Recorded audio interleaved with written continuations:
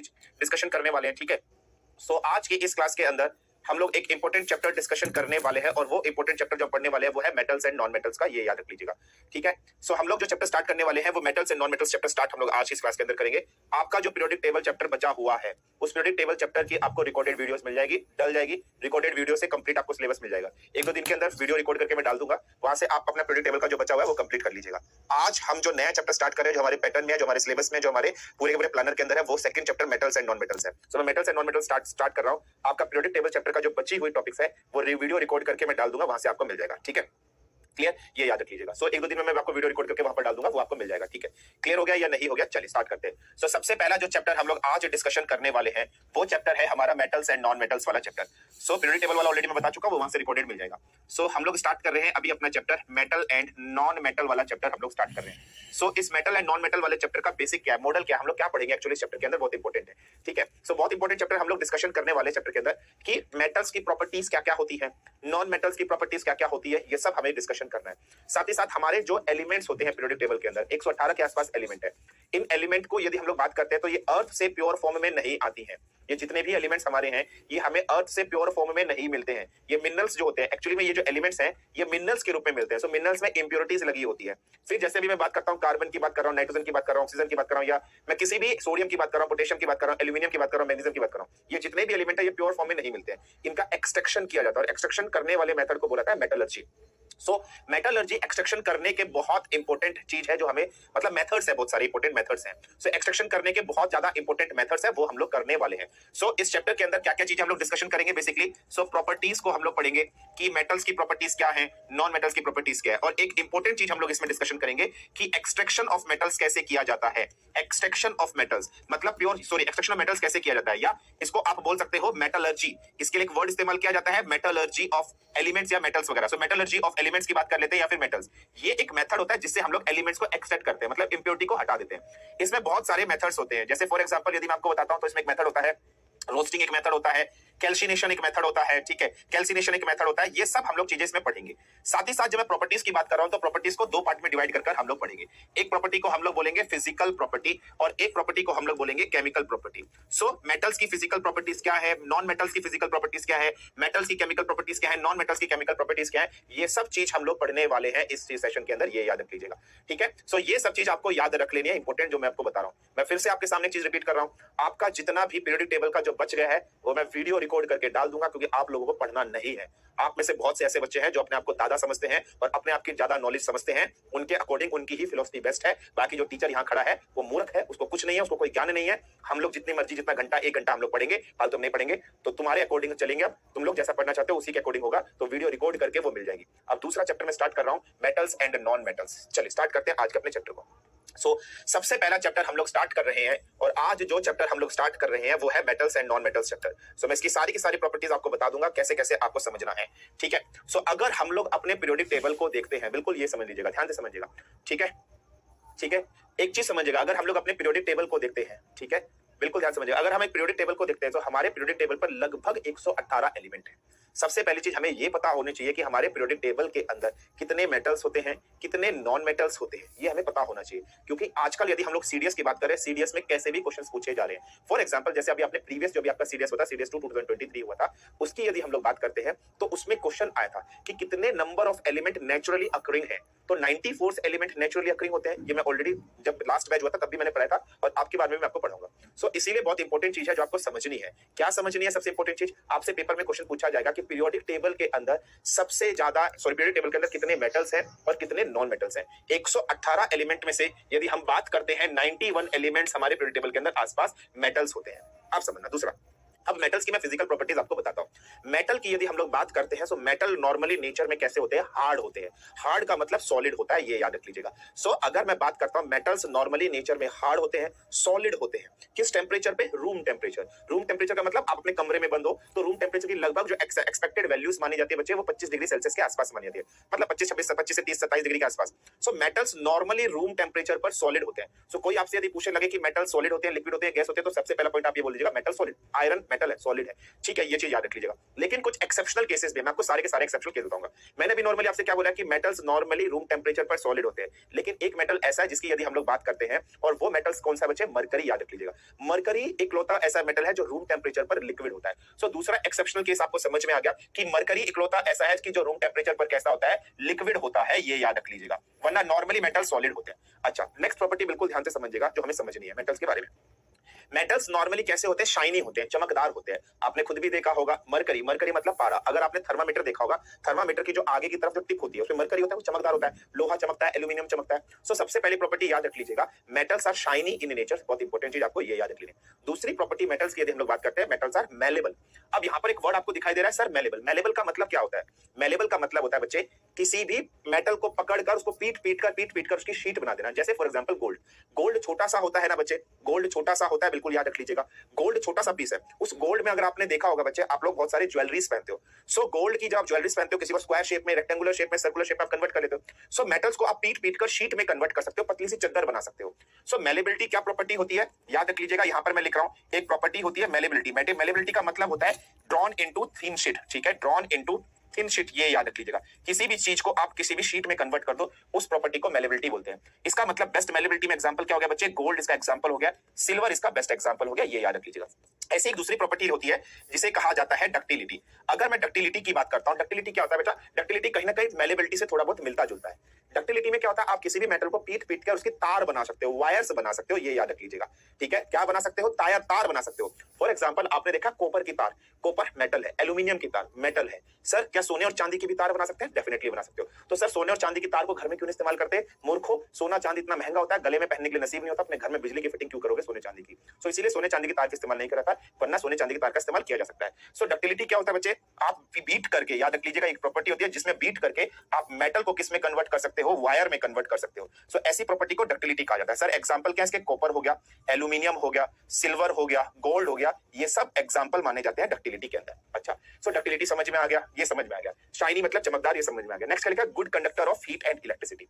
अब समझना बहुत इंपॉर्टेंट चीज है, ठीक है, बिल्कुल याद रख लीजिएगा। नेक्स्ट चीज क्या है बच्चे, good conductor of heat and electricity की यदि हम लोग बात कर लेते हैं, सर क्या होता है good conductor of heat and electricity, समझिएगा, बहुत इंपॉर्टेंट चीज। बच्चे अगर मैं करंट की बात करता हूं, सो करंट होता क्या है दोस्त, करंट कुछ नहीं होता। करंट की जो डेफिनेशन है वो होती है फ्लो ऑफ इलेक्ट्रॉन पर यूनिट टाइम, या फ्लो ऑफ चार्ज पर यूनिट टाइम। जैसे आई है, आई को क्यू अपॉन टी लिखते हो। सो करंट क्या है, करंट कुछ नहीं है बच्चे, फ्लो ऑफ इलेक्ट्रॉन है ना, करंट कुछ नहीं है, इलेक्ट्रॉन का फ्लो है। फॉर एग्जांपल मेरे पास एक बल्ब यहां पर लगा है और एक सर्किट ऐसे बना है दोस्त, ध्यान से समझना। यहाँ पर एक स्विच ऐसे लगा है, यहाँ पर बैटरी इस तरीके से मैंने लगाई है, क्लियर, ये समझ लीजिएगा। ये मैंने एक सर्किट बनाया है, ये क्या है दोस्त, ये स्विच है, ठीक है, ये स्विच है। अगर मैं स्विच को क्लोज कर दूं, सो स्विच को अगर मैं क्लोज कर दूं, क्लोज का मतलब क्या होता है, ऑन करना, तो ये स्विच कहां चला जाएगा बच्चे, यहां चला जाएगा।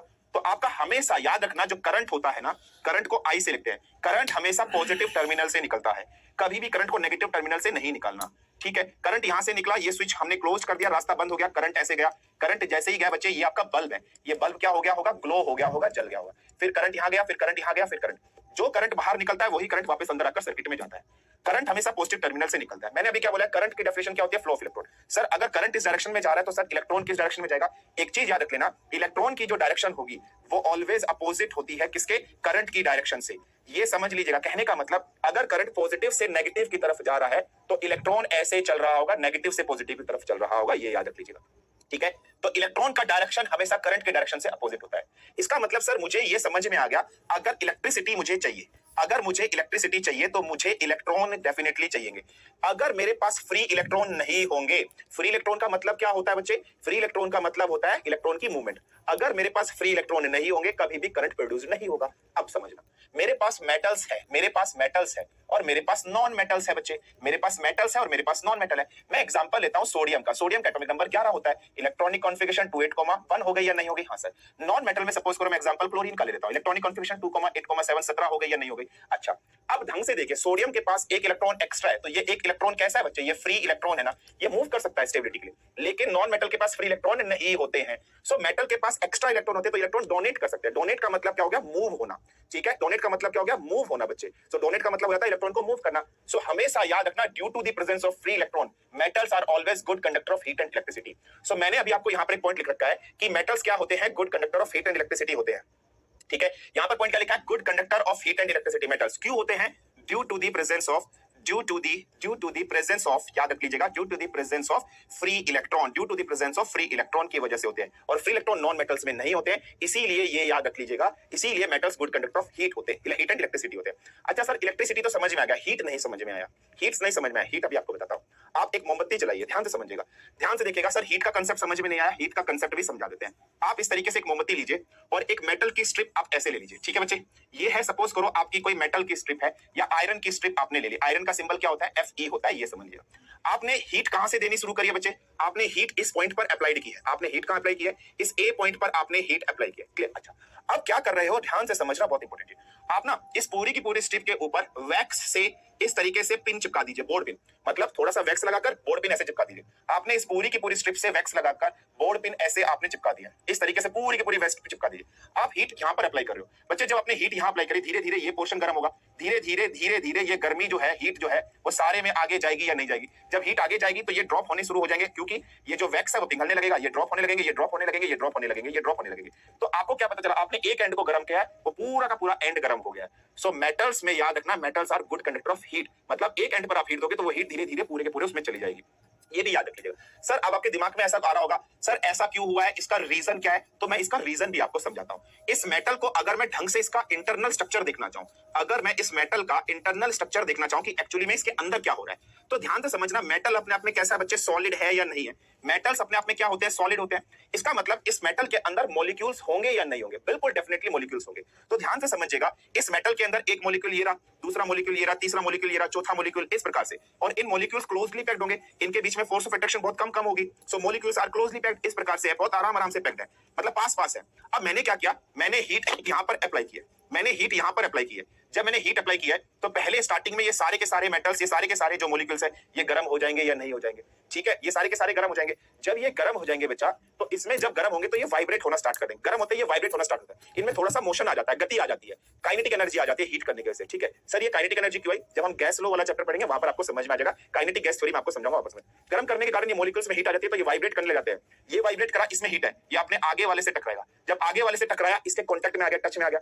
एक गंदी मछली पूरे तालाब को गंदा कर देती है, नहीं, ये गंदी मछली इसको गंदा करेगी नहीं करेगी, इसने अपनी हीट ट्रांसफर कर दी, ये भी गर्म हो गया, ये भी गर्म हो गया, ये पूरी लाइन ऐसे गर्म, ये भी वाइब्रेट हुआ, ये भी पूरा गर्म, फिर ये आगे गया, ये वाइब्रेट हो गया, इसने पूरा गर्म कर दिया, ये आगे गया, इसने पूरे को गर्म कर दिया, फिर ये आगे गया होगा, फिर इसने पूरे को गर्म कर दिया, फिर ये आगे गया, ये गर्म। तो आपने हीट यहां अप्लाई करी और आउटपुट में यहां तक हीट चली गई। सो मेटल्स में जो इंटरमोलिक्यूलर फोर्स होती है वो बहुत स्ट्रांग होती है, इंटरमोलिक्यूलर फोर्स बहुत स्ट्रांग होती है, मॉलिक्यूल्स के बीच में गैप बहुत कम होता है। सो मॉलिक्यूल्स के बीच में गैप कम होने के कारण हीट ट्रांसफर हो जाती है। सो मेटल्स की यदि हम लोग बात करें गुड कंडक्टर ऑफ हीट क्यों है, तो आप सीधा बोलोगे कि भाई इनके बीच में जितनी भी इंटरमोलिक्यूलर फोर्स होती है, इनके बीच में जितनी भी इंटरमोलिक्यूलर फोर्स होती है वो बहुत हाई होती है। इंटरमोलिक्यूलर फोर्स हाई होने का मतलब क्या है, इंटरमोलिक्यूलर फोर्स का हाई होने का मतलब यह है कि इंटरमोलिक्यूल्स जो गैप है वो गैप कैसा है, कम है, लेस है। तो देखो गैप कम है और इंटरमोलिक्यूल गैप कम होने के कारण हीट ट्रांसफर होती रहती है, एक मॉलिक्यूल से दूसरे मॉलिक्यूल पर ट्रांसफर होती रहती है। इतनी चीज समझ में आई या नहीं आई, मुझे फटाफट बता दीजिए, कोई समस्या कोई दिक्कत, इतनी चीज समझ में आई या नहीं?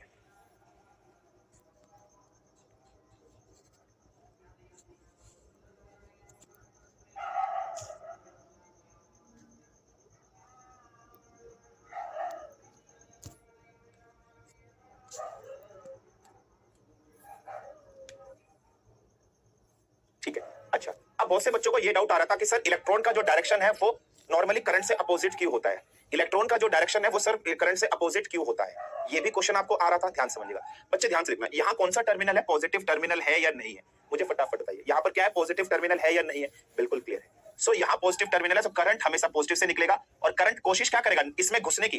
भाई अट्रैक्शन फोर्स होनी चाहिए ना, पॉजिटिव नेगेटिव में अट्रैक्ट होना चाहिए। भाई नेगेटिव नेगेटिव तो रिपल हो जाएंगे, नेगेटिव नेगेटिव दूर हो जाएंगे, नॉर्मली पॉजिटिव नेगेटिव में चाहिए। अगर यहाँ से इलेक्ट्रॉन निकला, ये इलेक्ट्रॉन गया, तो भैया इलेक्ट्रॉन यहाँ जाएगा, तो ये इलेक्ट्रॉन ये पॉजिटिव टर्मिनल, सो अट्रैक्शन हो जाएगा, दोनों के बीच में फोर्स ऑफ अट्रैक्शन हो जाएगा, इस वजह से डायरेक्शन अपोजिट होता है। तो इलेक्ट्रॉन का डायरेक्शन, इलेक्ट्रॉन की वैल्यू नेगेटिव, इसकी जो वैल्यू है ये पॉजिटिव होती है। अच्छा, जो पॉजिटिव टर्मिनल होता है, ध्यान से समझना, जो पॉजिटिव टर्मिनल ऑफ बैटरी होता है, मैं फिर से बोल रहा हूं, पॉजिटिव टर्मिनल ऑफ बैटरी जो होता है इसको क्या बोलते हैं, इसको एनोड बोलते हैं, ये याद रख लीजिएगा। और नेगेटिव टर्मिनल ऑफ बैटरी याद रखना, नेगेटिव टर्मिनल ऑफ बैटरी की यदि मैं बात करता हूं, so negative terminal of battery को बच्चे याद रख लीजिएगा कैथोड बोलते हैं। सो आपसे कोई पूछे कैथोड क्या होता है, कैथोड ये है नेगेटिव टर्मिनल। एनोड क्या होता है, positive terminal of battery. Cation क्या होता है, पॉजिटिव चार्ज। एनायन क्या होता है, नेगेटिव चार्ज। इतनी चीज समझ में आई या नहीं? ठीक है दोस्त,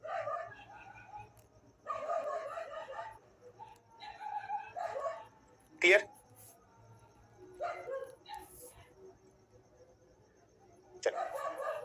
सो ये सारी प्रॉपर्टी, इतनी चीज आपको बहुत अच्छे से समझ में आ गई होंगी, बेसिक चीज। अब हम और अच्छे से डिस्कशन करते हैं, ठीक है? अब हम और अच्छे से डिस्कशन करते हैं। क्या है ये? चलिए आ जाओ, ढंग से देखते हैं। अब हम पढ़ते हैं physical properties of metals. Metals की फिजिकल प्रॉपर्टीज कौन कौन सी हैं? पहले मेटल्स की सारी फिजिकल प्रॉपर्टीज पढ़ेंगे, उसके बाद हम लोग मेटल्स की केमिकल प्रॉपर्टीज को डिस्कशन करेंगे। ये याद रख लीजिएगा, ठीक है? क्लियर? ये याद रख लीजिएगा। सो पहले कि हम लोग क्या पढ़ेंगे बच्चे, सारी की सारी, ठीक है?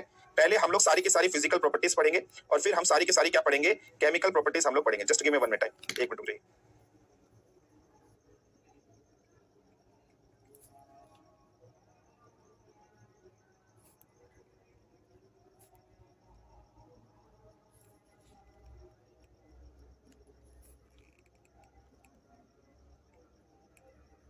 एक मिनट रुक जाइए।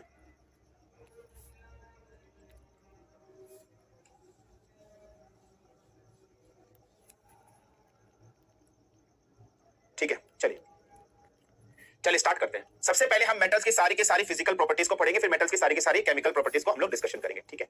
चलिए स्टार्ट करते हैं, ठीक है? सर कैथोड तो पॉजिटिव था ना सुबह? मुझे मालूम था ऐसे डाउट आप लोग को 100% आएंगे। वो कैटायन लिखा था, कैथोड नहीं लिखा था।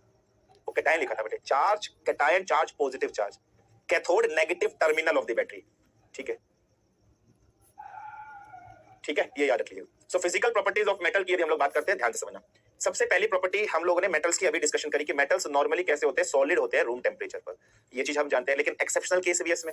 एक्सेप्शनल केस इसमें क्या है, मरकरी का एक्सेप्शनल केस है। तो पहला पॉइंट ये लिखा है कि metals are solid at room temperature. Exceptional case कौन कौन से हैं? देखो, रूम टेम्परेचर लिखा है, रूम टेम्परेचर की वैल्यू कितनी होती है? 25 डिग्री सेल्सियस नॉर्मल टेम्परेचर। ये क्वेश्चन पेपर में पूछे आ सकते हैं, ठीक है बच्चा? ये याद रख लीजिएगा। क्लियर हुआ? लेकिन अगर हम एक्सेप्शनल की बात करते हैं तो इसमें एक्सेप्शनल केस क्या हो गया बच्चे? मरकरी। मरकरी का सिंबल होता है Hg लिखते हैं, ये याद रख लीजिएगा। मरकरी कौन से ग्रुप में आता है? तो डी ब्लॉक एलिमेंट है। मरकरी कौन से ब्लॉक का एलिमेंट है? D block element. मरकरी का एटॉमिक नंबर कितना होता है? लगभग Z=80 होता है, ये याद रख लीजिएगा। मरकरी का जो लास्ट डी सेल होता है वो कंप्लीटली फिल्ड होता है, यानी डी ब्लॉक में कंप्लीटली 10 एलिमेंट्स आते हैं। नेक्स्ट, और एक्सेप्शनल केस क्या है? बिल्कुल याद रख लीजिएगा। एक एक्सेप्शनल केस और है बच्चे, वो है गैलियम। एक एक्सेप्शनल केस और है गैलियम। गैलियम का क्या एक्सेप्शनल केस है? बिल्कुल याद रख लीजिएगा।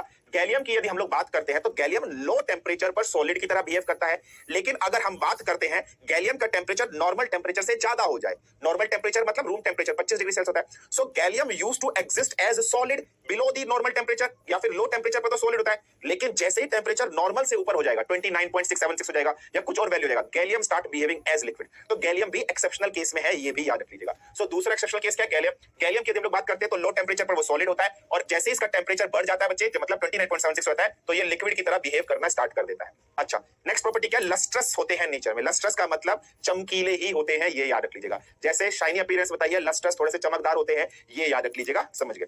नेक्स्ट यदि हम लोग बात करते हैं, अभी मैंने आपको बोला है बच्चे कि मेटल्स जितने भी होते हैं वो नेचर में हार्ड होते हैं या नहीं होते? हाँ सर, हार्ड होते हैं, लेकिन एक्सेप्शनल केस भी है। इसमें जो इंपॉर्टेंट एक्सेप्शनल केस है बच्चे, एक एक्सेप्शनल केस है सोडियम का और पोटेशियम का। सोडियम का एटॉमिक नंबर होता है 11 और पोटेशियम का एटॉमिक नंबर होता है 15, ये याद रख लीजिएगा, ठीक है? क्लियर? ये आपको याद रख लीजिएगा। सो अगर हम बात करते हैं, बहुत इंपॉर्टेंट चीज, हार्डनेस की यदि हम लोग बात कर रहे हैं, सो हार्डनेस की यदि हम लोग बात कर रहे हैं, बहुत इंपॉर्टेंट चीज है, बिल्कुल याद रख लीजिएगा, ठीक है? सो हार्डनेस की यदि हम लोग बात कर रहे हैं एक्सेप्शनल केस में, सो सोडियम की बात कर रहे हैं और पोटेशियम की यहां पर हम लोग बात कर रहे हैं। सो सोडियम और पोटेशियम आपके ऐसे जो एलिमेंट है जो नॉर्मली नेचर में कैसे होते हैं? सॉफ्ट होते हैं बच्चे। जो नॉर्मली नेचर में कैसे होते हैं? सॉफ्ट होते हैं। इसमें एक एलिमेंट और डाल दिया जाता है, लिथियम भी बोल दिया जाता है, तो आप लिथियम भी लिख सकते हो, कोई समस्या वाली बात नहीं है। सो सोडियम और पोटेशियम इतने सॉफ्ट होते हैं कि आप इनको कट कर सकते हो नाइफ से, चाकू से भी आप काट सकते हो, ये याद रख लीजिएगा। सो इतने सॉफ्ट होते हैं कि आप चाकू से भी इनको काट सकते हो, ये चीज याद रख लीजिएगा। क्लियर हुआ या नहीं हुआ? मुझे फटाफट बता दीजिए, कोई समस्या, कोई दिक्कत यहां तक?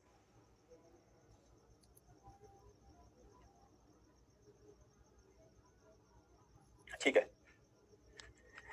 आशीष कह रहे हैं सर कैथोड पॉजिटिव चार्ज है। हाँ, कैथोड नहीं, कैटायन पॉजिटिव चार्ज है।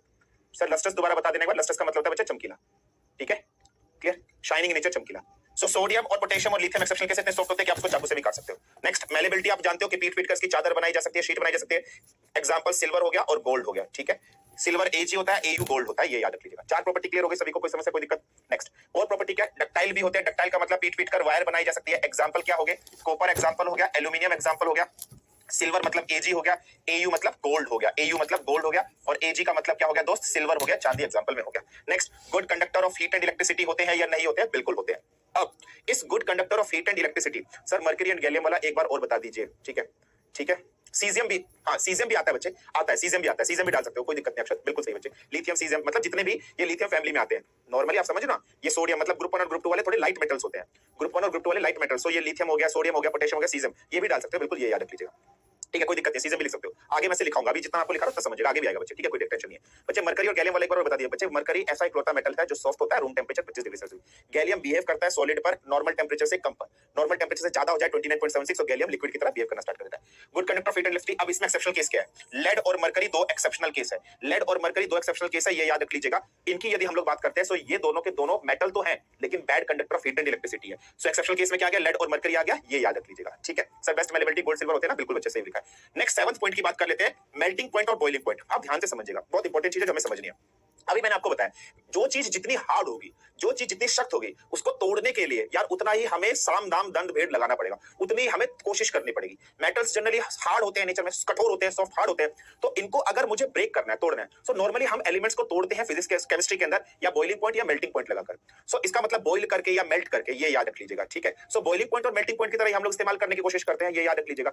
सो याद रखना, इन बॉन्ड्स को अगर तोड़ना है, मतलब इनके बीच में इंटरमोलिक्यूल फोर्स, भाई एक मॉलिक्यूल ये रहा, दूसरा मॉलिक्यूल ये रहा। अभी आपने देखा कि मेटल्स जो होते हैं सॉलिड होते हैं, क्यों सॉलिड है, क्योंकि इनके इंटरमोलिक्यूल फोर्स बहुत स्ट्रांग है, ठीक है, ये याद रखिए, बहुत स्ट्रांग है, ये याद रख लीजिएगा, ठीक है। इनके बीच में इंटरमोलिक्यूल फोर्स कैसे बच्चे, बहुत स्ट्रांग है, ये आप समझ लीजिएगा। सो इंटरमोलिक्यूल फोर्स जब इनके बीच में बहुत ज्यादा स्ट्रांग है, तो अब क्या कंडीशंस होगी, अब क्या पॉसिबिलिटी हो जाएगी, यार इस इंटरमोलिक्यूल फोर्स को अगर मुझे तोड़ना है, तो तोड़ने के लिए मुझे हाई मेल्टिंग और हाई बॉइलिंग पॉइंट लगाना पड़ेगा, तभी इंटरमोलिक्यूल फोर्स वीक होगी। सर लेड मेटल होता है, लेड ट्रांजिशन मेटल्स में आता है बच्चे, ठीक है। ग्रुप 1 ग्रुप 2 लाइट मेटल्स होते हैं, ग्रुप 12 2 से 12 तक हैवी मेटल्स में आते हैं, ट्रांजिशन मेटल्स को हैवी मेटल्स भी बोल जाता है। सो जो 2 से 12 है वो एक्चुअली मेटल्स ही हैं, लेकिन कैसे मेटल्स है, हैवी मेटल्स है, ये समझ लीजिएगा। सो लेड ट्रांजिशन मेटल्स में आता है, हैवी मेटल्स की कैटेगरी में इंक्लूड होता है। मरकरी जैसे, मरकरी भी हैवी मेटल्स की कंडीशन में इंक्लूड हो जाता है, इसीलिए ये याद रख लीजिएगा, ठीक है। सो नॉर्मली ये चीज आपको याद रखना है। सो इनके ब्रेक को बॉन्ड को तोड़ने के लिए हाई बॉइलिंग पॉइंट और मेल्टिंग पॉइंट की हमें आवश्यकता चाहिए, ये याद रख लीजिएगा, क्लियर हो गया। अब यदि हम लोग बात करते हैं कि मेटल्स में सबसे ज्यादा हाईएस्ट, यदि हम लोग बात कर रहे हैं कि हाईएस्ट, यदि हम लोग बात करते हैं कि जो बॉइलिंग पॉइंट वगैरह है वो किसका है और किसका कम है, यदि हम लोग बात करते हैं। सो आपने टंगस्टन देखा होगा या नहीं देखा होगा यार, बल्ब में टंगस्टन लगा होता है या नहीं लगा होता है, बिल्कुल लगा होता है। बल्ब में यदि हम लोग बात करते हैं, बल्ब में यदि हम लोग बात करते हैं तो बल्ब में टंगस्टन लगा होता है यार, बल्ब में इलेक्ट्रिसिटी पास होती है, उसमें हीट पास होती है, लेकिन वो टंगस्टन टूटता नहीं है। सो इसका मतलब टंगस्टन बहुत ज्यादा हाई टेंपरेचर पे जाकर मेल्ट होता होगा। सो सबसे ज्यादा मेल्टिंग पॉइंट किसका होता है, टंगस्टन का होता है, ठीक है, ये हमें याद रख लेना है। अगर हम बात कर रहे हैं एल्कलाई मेटल्स में, अगर हम एल्कलाई मेटल्स में बात करेंगे, एल्कलाई मेटल्स क्या होता है मुझे फटाफट बताइए। एल्कलाई ग्रुप मतलब ग्रुप 1 की बात करें जिसमें वैलेंस इलेक्ट्रॉन 1 होता है, ये याद रख लीजिएगा। सो अगर हम लोग बात करते हैं एल्कलाई मेटल में, एल्कलाई मेटल में सबसे ज्यादा बॉइलिंग पॉइंट या मेल्टिंग पॉइंट की बात करेंगे किसकी होगी, सो वो रुबिडियम होगा, फ्रेंशियम होगा, सीजियम होगा। सो यदि हम लोग बात करते हैं, सो रुबिडियम, फ्रेंशियम और सीजियम इनके लो बॉइलिंग पॉइंट होते हैं। सो एक्सेप्शनल केस भी समझ में आ गया आपको नॉर्मली। सो एल्कलाई मेटल जैसे रुबिडियम, फ्रेंशियम और सीजियम, इनका जो बॉइलिंग पॉइंट और मेल्टिंग पॉइंट होगा वो कैसा होगा बच्चे, लो होगा, ये एक्सेप्शनल केस में आपको याद रखना है। वरना नॉर्मली मेटल्स का जो बॉइलिंग पॉइंट मेल्टिंग पॉइंट होता है वो हाई होता है, और हाई में सबसे ज्यादा टंगस्टन और कम में यदि हम लोग बात करेंगे, सो ग्रुप 1 में एलिना की रब से फरियाद, सो रुबिडियम, सीजियम और फ्रेंशियम इनका लो होता है, ये याद रख लीजिएगा एक्सेप्शनल केस में। समझ में आया या नहीं आया फटाफट मुझे बता दीजिए। और सोनोरस तो होते हैं, सोनोरस का मतलब क्या होता है, आवाज करने वाले। सोनोरस का मतलब क्या होता है, जो चीज आवाज करते हैं। आप लोहे को पकड़ के पटाख से मारते हो तो आवाज आती है नहीं आती है, तो सोनोरस हो गया या नहीं हो गया, तो सोनोरस भी होते हैं, ये भी याद रख लीजिए। क्लियर हुआ या नहीं हुआ। सर चलते हुए बल्ब पे पानी डालने से वो फूट क्यों जाता है, चलते हुए बल्ब पे हीट होती है बच्चे, उस हीट पर एकदम से आप पानी डाल दोगे तो उसके इंटरमोलिक्यूल्स जो होंगे वो ठंडे हो जाएंगे। सो सपोज करो आप हो, आपको अचानक से बहुत गुस्सा आ रहा है और अचानक से कोई आपका दोस्त आ जाए, वो आपसे अच्छी अच्छी बातें करने लगे, तो आप उसको ये बोलते हैं ना बच्चों मुझे अभी मेरे गुस्सा बाद में से बात करना, यही बोलते हो नहीं बोलते हो। सो जब वो हीट हो रहा था उसके मॉलिक्यूल्स कैसे हो जाते हैं बच्चे, फ्री होते हैं। नॉर्मली किसी चीज को यदि हम हीट करते हैं तो मॉलिक्यूल्स फ्री होते हैं, लूज होते हैं, उस पर मैं पानी डाल दूंगा तो एकदम से वो ठंडे होने की कोशिश करेंगे। अब उसको समझ में नहीं आएगा कि मैं गर्म हूं, मैं सॉलिडिफाइड हो जाऊं या लूज हो जाऊं, ठंडा हो जाऊं या गर्म हो जाऊं, तो टूट जाता है इस बेस पे, ये याद रख लीजिएगा, ठीक है। ठीक है sir, which metal is most strongest in any other metals, सब बताएंगे, टेंशन मत लो, अभी बताएंगे, टेंशन मत लो, सब बताएंगे। अब हम आते हैं केमिकल प्रॉपर्टीज ऑफ मेटल्स पर, और ये सब चीजें जो आप पूछ रहे हो ना कि which metal is strongest in any other metals, ठीक है, ये सीजियम वगैरह ये सब मैं आपको बताता, ये मैं आपको पीरियोडिक टेबल में बताता, ठीक है, ये आपको याद रखना, ये सब चीज मैं आपको पीरियोडिक टेबल में बताता, वहां पर बताने तो दिया ही नहीं है। पीरियोडिक टेबल में आपको बहुत चीज बताता कि कौन सा एलिमेंट पीरियोडिक टेबल में मोस्ट इलेक्ट्रोनेगेटिव है, मोस्ट इलेक्ट्रोपॉजिटिव है, कौन सा एलिमेंट पीरियोडिक टेबल के अंदर किसकी आयनेशन एनर्जी सबसे ज्यादा है, किसकी आयनेशन एनर्जी सबसे कम है, ठीक है, इलेक्ट्रोनेफ्रेटिक किसकी सबसे ज्यादा होती है, किसकी इलेक्ट्रोनेफ्रेटिक सबसे कम होती है, एक्सेप्शनल केस बताने थे वो बताने दिए, आप लोगों की बुद्धिमत्ता जग जाती है। सर ऐसे थोड़ी ना होता है कि हम पढ़ेंगे भी, हम ये भी करेंगे 10 घंटे पढ़ लेते हैं, जैसे एहसान दे रहे हो मेरे ऊपर, ठीक है, कोई दिक्कत नहीं, मुझे कोई टेंशन नहीं है, तुम्हारा जैसा लेवल वैसा मिलेगा, और फौज का नियम बिल्कुल सीधा, एक गलती करेगा सजा सबको मिलेगी, तो भाई सबको सजा मिलेगी, और जिस लेवल का तुम लोग पढ़ना चाहते हो उस लेवल से पढ़ाया जाएगा, टेंशन नहीं लेने का बिल्कुल भी। तुम लोग फिर ये मत बोलना कि सर पेपर में कुछ नहीं आया, वो तुम्हारी हेडेक है, तुम्हारी गलती है, मेरी नहीं होगी, ठीक है। चलिए नेक्स्ट, टीचर अपना टाइम निकाल कर आ रहा है, मेरी क्लास थी, मैंने अपनी क्लास कैंसिल करके तुम लोग की एक्स्ट्रा क्लास ली थी, ये तुम्हें डिलीवर कर दिया जाएगा। अगर कोई बच्चा पिछली बार बैच में था, विराट 2.0 में था, उसमें इतना सारा कंटेंट नहीं दिया गया था, आपकी बार दे रहा था, कोई दिक्कत नहीं है, जैसा तुम्हारा लेवल वैसा मिलेगा, ये समझ लीजिएगा। नेक्स्ट रिकॉर्डेड वीडियो डाल दी जाएगी, वहां से समझ लेना अपने आप। केमिकल प्रॉपर्टीज ऑफ मेटल्स को हम लोग डिस्कशन करते हैं। भाई केमिकल प्रॉपर्टीज में हम लोग सबसे पहले इलेक्ट्रॉनिक कॉन्फ़िगरेशन को देखेंगे। किसको देखेंगे? इलेक्ट्रॉनिक कॉन्फ़िगरेशन को हम लोग देखेंगे। बिल्कुल ध्यान से समझिएगा। सो अगर मैं ढंग से देखता हूं मेटल्स की, आप लोगों को याद होगा मैंने आपको पढ़ाया था, बिल्कुल ध्यान समझिएगा। अगर हम बात करते हैं बच्चे ग्रुप 1 और ग्रुप 2 की, हम लोग बात कर रहे हैं। ग्रुप 1 और ग्रुप 2 को बच्चे मैंने लाइट मेटल्स की कैटेगरी में डाला था या नहीं डाला था? हाँ सर, लाइट मेटल्स की कैटेगरी में डाला था। ग्रुप 1 के अंदर यदि मैं बात करता हूं दोस्त, मैंने आपको वैलेंस इलेक्ट्रॉन लिखे थे, यानी कितने लिखे थे? एक लिखे थे। ग्रुप 2 की यदि मैं बात करता हूं तो ग्रुप 2 में मैंने कितने वैलेंस इलेक्ट्रॉन लिखे थे? 2 लिखे थे या नहीं लिखे थे? बिल्कुल लिखे थे। अच्छा, एक चीज समझना, जो आपके मेटल्स होते हैं वो क्या करते हैं? इलेक्ट्रॉन को डोनेट करते हैं या नहीं करते हैं? इलेक्ट्रॉन डोनेट करते हैं या नहीं करते हैं? बिल्कुल सर, डोनेट करते हैं। सर किसको डोनेट करेंगे? अच्छा, अगर सर मैं वैलेंस इलेक्ट्रॉन की बात करता हूं, सर वैलेंस इलेक्ट्रॉन नॉर्मली 1 2 3 4 5 6 7 ऐसे हो सकते हैं। अगर सर एक वैलेंस इलेक्ट्रॉन है तो एक एटम एक इलेक्ट्रॉन डोनेट किया जा सकता है।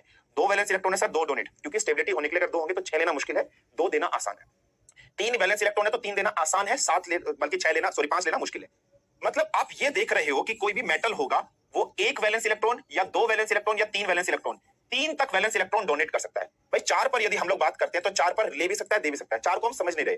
5 6 7 8 में होता क्या है? यहां पर इलेक्ट्रॉन एक्सेप्ट होते हैं, यहां पर इलेक्ट्रॉन एक्सेप्ट होते हैं, यहां पर भी एक्सेप्ट होते हैं, यहां पर भी एक्सेप्ट होते हैं, यहां पर भी एक्सेप्ट होते हैं। इसका मतलब 5 6 7 8 वाले तो नॉन मेटल्स की कैटेगरी में आ गए होंगे, तो इससे हमें कोई मतलब नहीं, हम मेटल्स वाला पढ़ रहे हैं। सो आपको ये पता चल गया इलेक्ट्रॉनिक कॉन्फ़िगरेशन देखने के बाद कि 1 वैलेंस इलेक्ट्रॉन या 2 वैलेंस इलेक्ट्रॉन या 3 वैलेंस इलेक्ट्रॉन वाले जितने भी एलिमेंट्स होंगे वो सारे के सारे, ठीक है, बिल्कुल याद रख लीजिएगा, वो सारे के सारे आपके कैसे हो जाएंगे? आपको पता चल गया 1 वैलेंस इलेक्ट्रॉन 2 और 3 वाले मेटल्स होंगे। सो पेपर में कोई आपसे पूछे कि मेटल्स के पास कितने वैलेंस इलेक्ट्रॉन हो सकते हैं? सो मेटल में 1 2 और 3 तक वैलेंस इलेक्ट्रॉन हो सकते हैं, ये याद रख लीजिएगा। सो फर्स्ट प्रॉपर्टी आपके सामने लिखी है, इलेक्ट्रॉनिक कॉन्फ़िगरेशन के हिसाब से दे हैव 1 से लेकर 3 तक वैलेंस इलेक्ट्रॉन। सो अगर 1 से लेकर 3 तक वैलेंस इलेक्ट्रॉन है तो इसका मतलब रिएक्टिव है। रिएक्टिव का मतलब क्या? बिल्कुल याद रख लीजिएगा, वो इलेक्ट्रॉन डोनेट कर रहे हैं।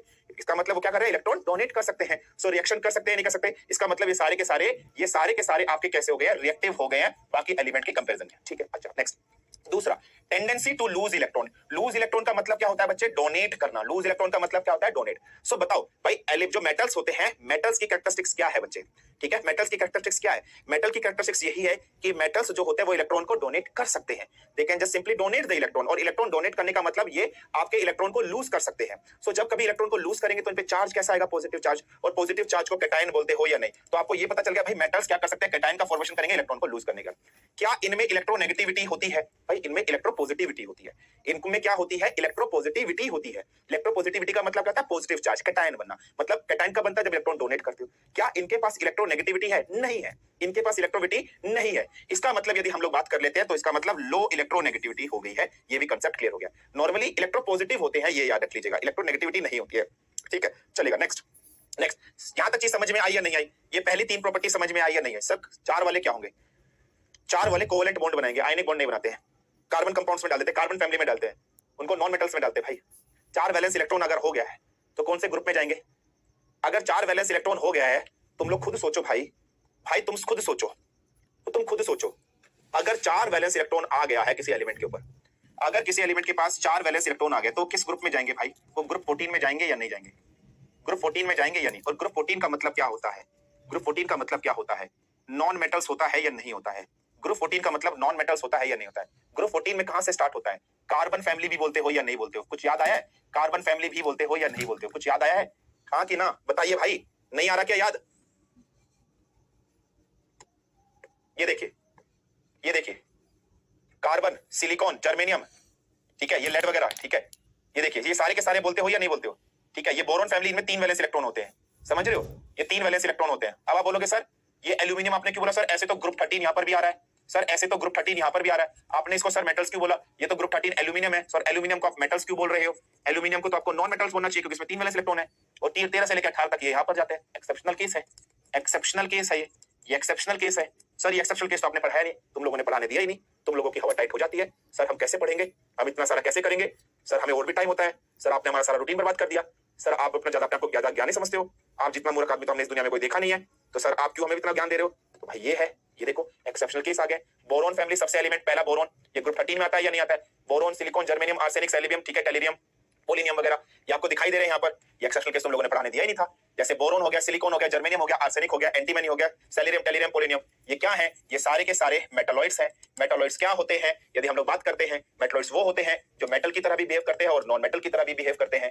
जो मेटल की तरह भी बिहेव करते हैं और नॉन मेटल की तरह भी। अगर बोरॉन फैमिली ही पूरे अपने आप में मेटल है तो इसके नीचे वाले एलिमेंट्स भी नॉर्मली क्या शो कर सकते हैं, मेटल्स की प्रॉपर्टी। कार्बन नहीं है, सिलिकॉन शो कर सकता है मेटल और नॉन मेटल दोनों की प्रॉपर्टी। मेटल और non metal silicon property show कर रहा है, इसका मतलब 4 इलेक्ट्रॉन डोनेट भी कर सकता है, 4 इलेक्ट्रॉन ले भी सकता है। जर्मेनियम भी ऐसा ही है, आर्सेनिक भी ऐसा ही है, पोलिनियम भी ऐसा ही है, ठीक है, एंटीमोनी भी ऐसा ही है, ये भी याद रख लीजिएगा। सो ये ग्रुप 13, ये जो आपको डायगोनल एलिमेंट दिखाई दे रहे हैं, ये जो डायगोनल एलिमेंट आपको दिखाई दे रहे हैं और ये पोलिनियम जो आपको दिखाई दे रहा है, ये सारे के सारे क्या हैं, मेटलॉइड्स हैं। और मेटलॉइड्स क्या होते हैं, जो मेटल और नॉन मेटल की दोनों की तरह एग्जिस्ट करते हैं। पढ़ाने तुम लोगों ने दिया नहीं था तो आप भुगतो, यही हाल होगा तुम्हारा। क्लियर हो गया, नहीं हो गया फटाफट बताइए।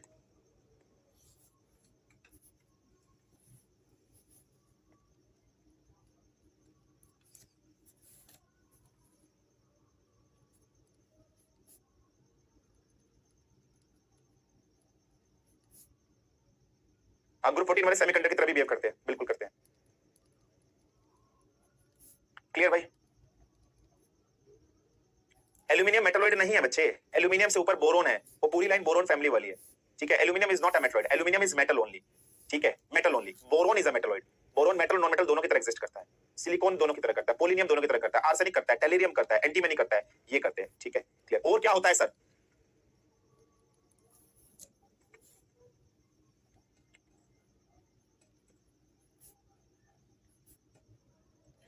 अब मुझे पहले ये बता दो तुम लोग, मैं एक बार आपसे चीज पूछना रहा हूं, और इस चैप्टर में आगे आएगा, मेटलॉइड वाली प्रॉपर्टी में आएगी, तुम जबरदस्ती आगे हीरो क्यों बन रहे हो, क्यों फालतू के कमेंट करते हो बीच में, और क्या होता है, ये क्या होता है।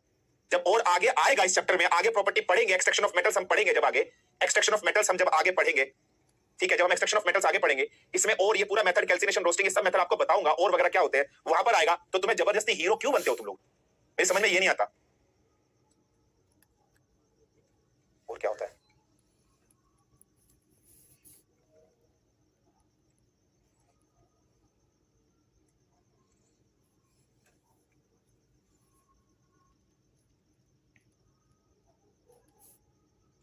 ठीक है, चलिए नेक्स्ट प्रॉपर्टी पर आते हैं। अब जो केमिकल प्रॉपर्टी हम लोग बताने वाले हैं,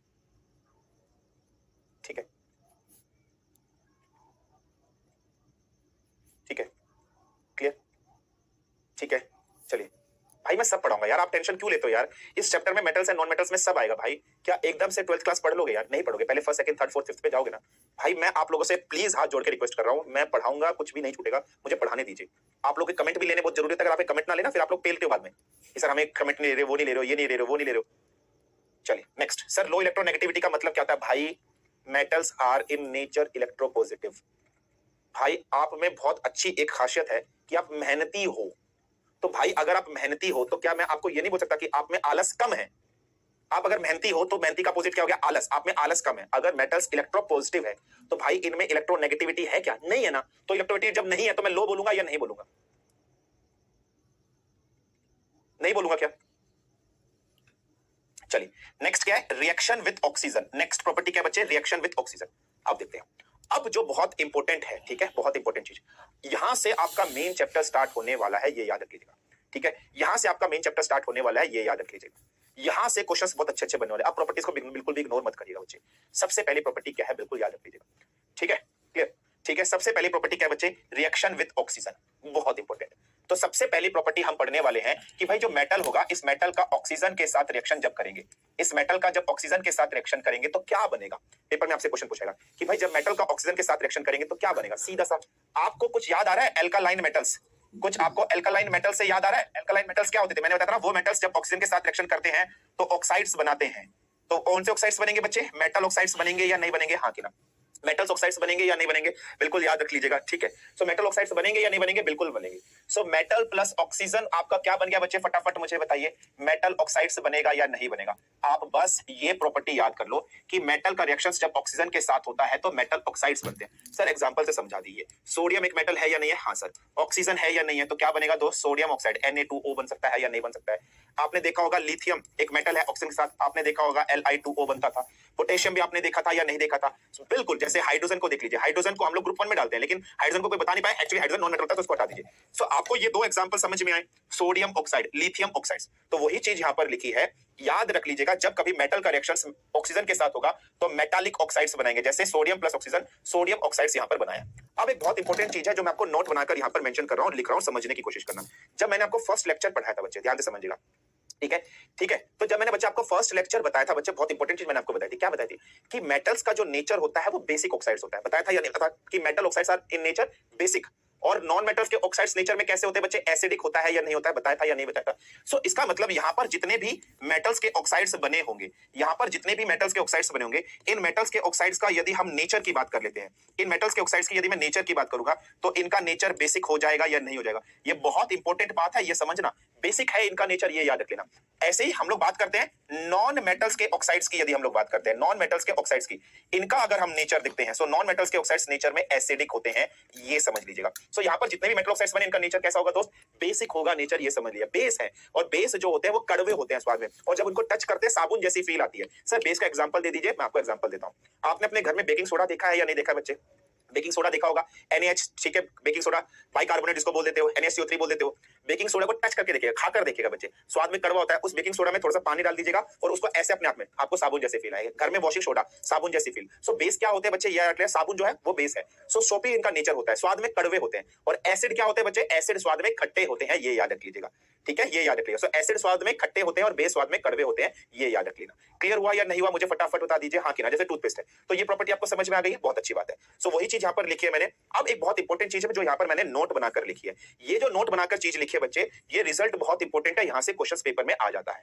ये जो नीचे मैंने रिजल्ट आपके सामने लिखा है दोस्त, यहाँ से क्वेश्चन पेपर में आता है। सर क्या क्वेश्चन आता है, बिल्कुल ध्यान से समझ लीजिएगा।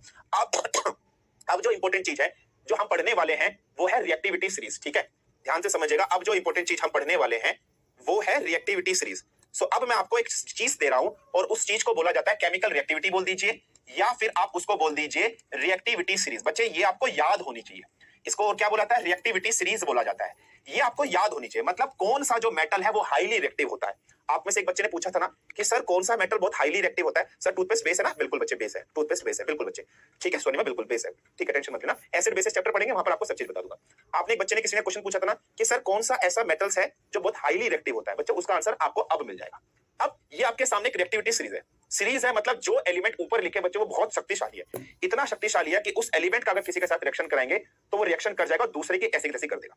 सो ये रिएक्टिविटी सीरीज में एलिमेंट्स को अरेंज किया बच्चे, ठीक है। सबसे पहले potassium, sodium, calcium, magnesium, aluminium, zinc, iron, tin, Sn symbol होता है टिन, और यही आपके सीडीएस में पेपर भी आया था।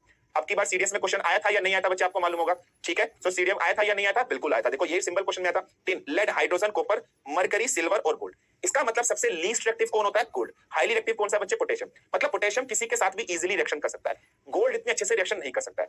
अब आप खुद देखिए, ये जो सोडियम और पोटेशियम है ये दोनों हाईली रिएक्टिव है या नहीं है दोस्त, ये दोनों के दोनों हाईली रिएक्टिव है या नहीं है, हाँ सर बहुत रिएक्टिव है। यार ये सोडियम और पोटेशियम इतने हाईली रिएक्टिव है बच्चे, अगर इनका रिएक्शन, इनको हमने ओपन एयर में रख दिया, ओपन एयर का मतलब क्या होगा बच्चे, ऑक्सीजन। तो ध्यान से देखो, अगर मैंने सोडियम को खुला रख दिया तो भाई ये इतना हाईली रिएक्टिव है कि ये ऑक्सीजन के साथ रिएक्शन कर देगा और आग लगा देगा। भाई ऑक्सीजन क्या होती है, ऑक्सीजन एक फ्लेमेबल गैस है, आग लगाने वाली गैस है। कभी आपने सोचा है कि आपका जो एटमॉस्फेयर है, कभी आपने सोचा है कि सर हमारे एटमॉस्फेयर में नाइट्रोजन लगभग 78% के आसपास है, सर ऑक्सीजन 21% के आसपास है। इस प्रकार से सर हमारे एटमॉस्फेयर में ऑक्सीजन की वैल्यू कितनी ज्यादा होनी चाहिए, सर हमें तो जिंदा रहने के लिए ऑक्सीजन चाहिए, ऑक्सीजन की वैल्यू ज्यादा होनी चाहिए नाइट्रोजन की। बच्चे अगर आपके एटमॉस्फेयर में ऑक्सीजन की वैल्यू ज्यादा हो जाएगी तो आग लग जाएगी पूरे में, मेरे में से मैं पढ़ाऊंगा तो आग लगेगी। सो उस आग को रोकने के लिए भगवान ने देखो कितनी खूबसूरती से इस ब्रह्मांड का निर्माण किया, नाइट्रोजन आग बुझाने वाली, ये ऑक्सीजन आग लगाने वाली गैस होती है। सो सोडियम पे ये लगा रिएक्शन कर जाएगा, रिएक्टिव, सोडियम ऑक्साइड फायर, आग जल जाएगा, potassium plus oxygen, potassium oxide K2O आग लग जाएगी। इसका मतलब सोडियम और पोटेशियम बहुत हाईली रिएक्टिव है और इसको रिएक्शन से बचाने के लिए हमें नॉर्मली इनको किसी चीज में बंद करके रखना पड़ेगा। अब आप सोच सकते हो, ठीक है, अब आप सोचोगे सर पानी में रख देते, भाई पानी में क्यों रखोगे, पानी में नहीं रख सकते, क्यों नहीं रख सकते यार, पानी में देखो हाइड्रोजन ऑक्सीजन इसमें भी है, आग पकड़ जाएगा। हमें ऐसे कंपाउंड के अंदर इसको रखना है, बेसिकली बच्चे कार्बन कंपाउंड्स में रखना है, जिसमें कार्बन और हाइड्रोजन मतलब हाइड्रोकार्बन कंपाउंड में हमें से रखना है। सो हाइड्रोकार्बन कंपाउंड्स, जब हम कार्बोनेट्स कंपाउंड चैप्टर पढ़ेंगे वो आपको बताऊंगा हाइड्रोकार्बन क्या होते हैं। हाइड्रोकार्बन होते हैं जिसमें कार्बन और हाइड्रोजन ही ओनली होते हैं। सो इसीलिए सोडियम और पोटेशियम को बच्चे किसमें रखा जाता है, कैरोसिन में रखा जाता है। सो ये क्वेश्चन पेपर में आता है कि सोडियम और पोटेशियम को कैरोसिन में क्यों रखते हैं बच्चे, इसलिए रखा जाता है ताकि आग कैच ना कर ले, फायर ना कर ले। और कैरोसिन एक प्रकार का हाइड्रोकार्बन है, पेट्रोल भी हाइड्रोकार्बन है, गैसोलीन भी हाइड्रोकार्बन है, डीजल भी हाइड्रोकार्बन है, वैक्स भी हाइड्रोकार्बन है, ये भी याद रख लीजिएगा। ये रीजन समझ में आ गया होगा आपको। सो सोडियम और पोटेशियम को नॉर्मल ओपन एयर में नहीं रख सकते, उसको कैरोसिन में रखना पड़ता है, ये रखिए। अब ये रिएक्टिविटी सीरीज है सर, ये याद भी करनी है, हाँ बच्चे ये याद करनी है क्योंकि यहां से क्वेश्चंस पेपर में आपके बनेंगे और आपको सॉल्व करना है। सर याद कैसे करेंगे, मैं ट्रिक लिख देता हूं, टेंशन मत लीजिएगा। सो मैं ट्रिक लिख देता हूं, बिल्कुल ध्यान से देखिएगा। ट्रिक क्या लिखा है, केदार, दूसरे पर मैं लिख रहा हूं नाथ, ठीक है, तीसरे पे मैं लिख रहा हूं का, चौथे पे मैं लिख रहा हूं माली, ठीक है, फिर मैं लिख रहा हूं आलू, ठीक है, फिर मैं लिख रहा हूं जरा, ठीक है, फिर मैं लिख रहा हूं फीका, ठीक है, जरा फीका, फिर मैं लिख रहा हूं सा, ठीक है, फिर मैं लिख रहा हूं पकाता, ठीक है, पकाता, फिर मैं लिख रहा हूं है, ठीक है, फिर मैं लिख रहा हूं कुछ CuCH कुछ, फिर मैं लिख रहा हूं हरा, ठीक है, हरा, और फिर मैं लिख रहा हूं अलग, ठीक है, अलग, ठीक है, अलग सा बनाता है, ठीक है, अलग सा बनाता है, ऐसे लिख रहा हूं। सो क्या हो गया, केदारनाथ का माली आलू जरा फीका सा पकाता है, कुछ हरा और अलग सा बनाता है। तो फटाफट, ठीक है, कुछ हरा, ऐसे लिखना, कुछ हरा और कुछ हरा और अलग, कुछ हरा और अलग सा बनाता है, ठीक है, कुछ हरा और अलग सा बनाता है, ऐसे लिख लीजिएगा। सो केदारनाथ का माली आलू जरा फीका सा पकाता है, कुछ हरा और अलग सा बनाता है। ये गाना याद कर लो भाई, गाना आपको याद हो गया सब। देखो के आ गया, Na सोडियम नाथ, Ca कैल्शियम, M से मैग्नीशियम, Al एल्यूमिनियम, Z का जिंक आ गया, Fe का आयरन आ गया, S का टिन आ गया, P का लेड आ गया, H का हाइड्रोजन आ गया, Cu का कॉपर आ गया, H से मरकरी आ गया, A से सिल्वर आ गया, अलग से गोल्ड आ गया। याद हो गया नहीं हो गया सर? बट केरोसिन ऑयल तो फ्लेमेबल लिक्विड होता है ना बच्चे। केरोसिन फ्लेमेबल कब करता है बच्चे? जब उसमें कोई फ्लेमेबल एलिमेंट डाला जाता है, अपने आप से फ्लेमेबल नहीं करेगा ना। सो सोडियम उस केरोसिन के साथ रिएक्शन नहीं कर पाएगा क्योंकि वो हाइड्रोकार्बन कंपाउंड है। सो केरोसिन में जब माचिस लगाते हो तभी आग लगती है ना, या उसको हीट देते हो, तो सोडियम के पास कोई हीट नहीं है, वो रिएक्शन ही नहीं करेगा, रिएक्ट ही नहीं कर पाएगा, ये याद रख लीजिएगा, ठीक है। इसलिए सर सिल्वर के बाद फिर प्लेटिनियम, यहाँ पर लास्ट में प्लेटिनियम भी ला सकते हो, लास्ट में प्लेटिनियम भी आ जाता है, प्लेटिनियम, ठीक है, प्लेटिनियम भी आ जाता है, गोल्ड सिल्वर प्लेटिनियम, ठीक है, गोल्ड सिल्वर प्लेटिनियम, हाँ गोल्ड सिल्वर प्लेटिनियम भी आ जाता है, लेकिन हम प्लेटिनियम को हटा देते, कोई दिक्कत नहीं है। So gold silver platinum list में आते हैं बच्चे। क्लियर हो गया या नहीं हो गया? फटाफट बताइए, गॉट इट? समझ गए या नहीं समझ गए? सो कैसे याद करना, केदारनाथ का माली आलू जरा फीका सा पकाता है, कुछ हरा और अलग सा बनाता है, बस सारी एक्टिविटीज आपको याद हो गई। क्लियर हो गया भाई? चलिए अब स्टार्ट करते हैं, आगे बढ़ते हैं, पकाता है कुछ हरा और अलग सा, ठीक है भाई। तो अब इस प्रॉपर्टी पर आ जाओ। तो ये प्रॉपर्टी आपको समझ में आ गई होगी ना बच्चे कि सोडियम और पोटेशियम हाईली रिएक्टिव होते हैं, इसलिए इनको रिएक्शन ऑक्सीजन के साथ करेंगे तो आग लग जाएगी, इसीलिए इनको केरोसिन के तेल में रखा जाता है, ये याद रख लीजिएगा। क्लियर हो गया? चलिए नेक्स्ट आते हैं, नेक्स्ट प्रॉपर्टी पर अब हम लोग आगे बढ़ते हैं। सो नेक्स्ट प्रॉपर्टी क्या है, बिल्कुल ध्यान से समझिएगा। ये भी पढ़ लिया कि मेटल्स के ऑक्साइड्स नेचर में कैसे होते हैं, बेसिक होते हैं। ये समझ में आ गया या नहीं आ गया?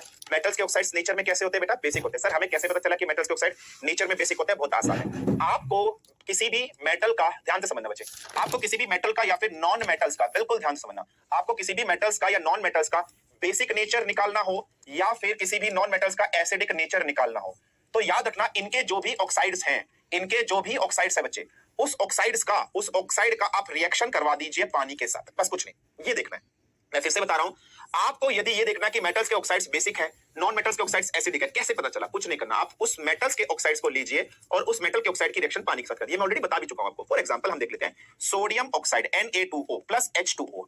अब जो आपकी रिएक्टिविटी सीरीज मैंने आपको लिखाई थी, क्या लिखाई थी?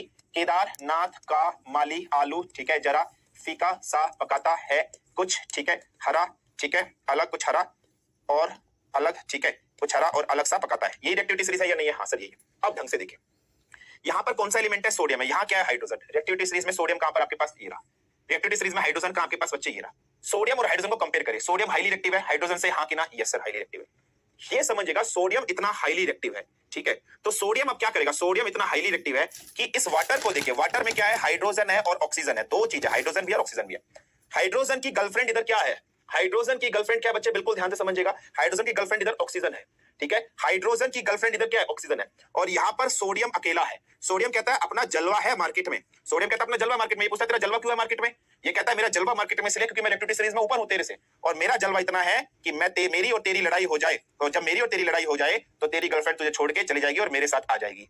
सो सोडियम का जब इसका रिएक्शन करेंगे तो सोडियम यहां से हाइड्रोजन को डिस्प्लेस कर देगा, हाइड्रोजन को अलग कर देगा।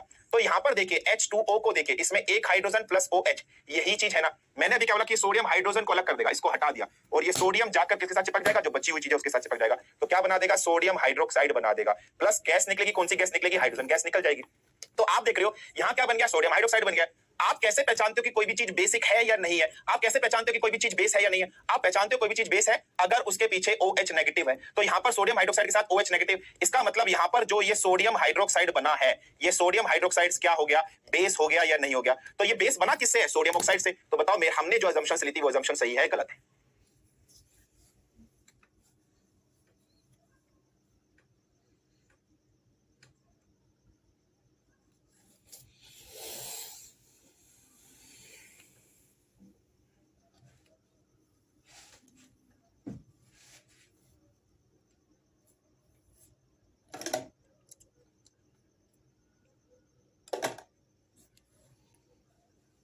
ठीक है बच्चे, यहां पर एक चीज मैं आपको बता रहा हूं, जितने भी एलिमेंट हाईली रिएक्टिव एलिमेंट होते हैं वो अपने से नीचे वाले रिएक्टिव एलिमेंट को डिस्प्लेस कर देते हैं। डिस्प्लेस का मतलब क्या होता है दोस्त? हटाना।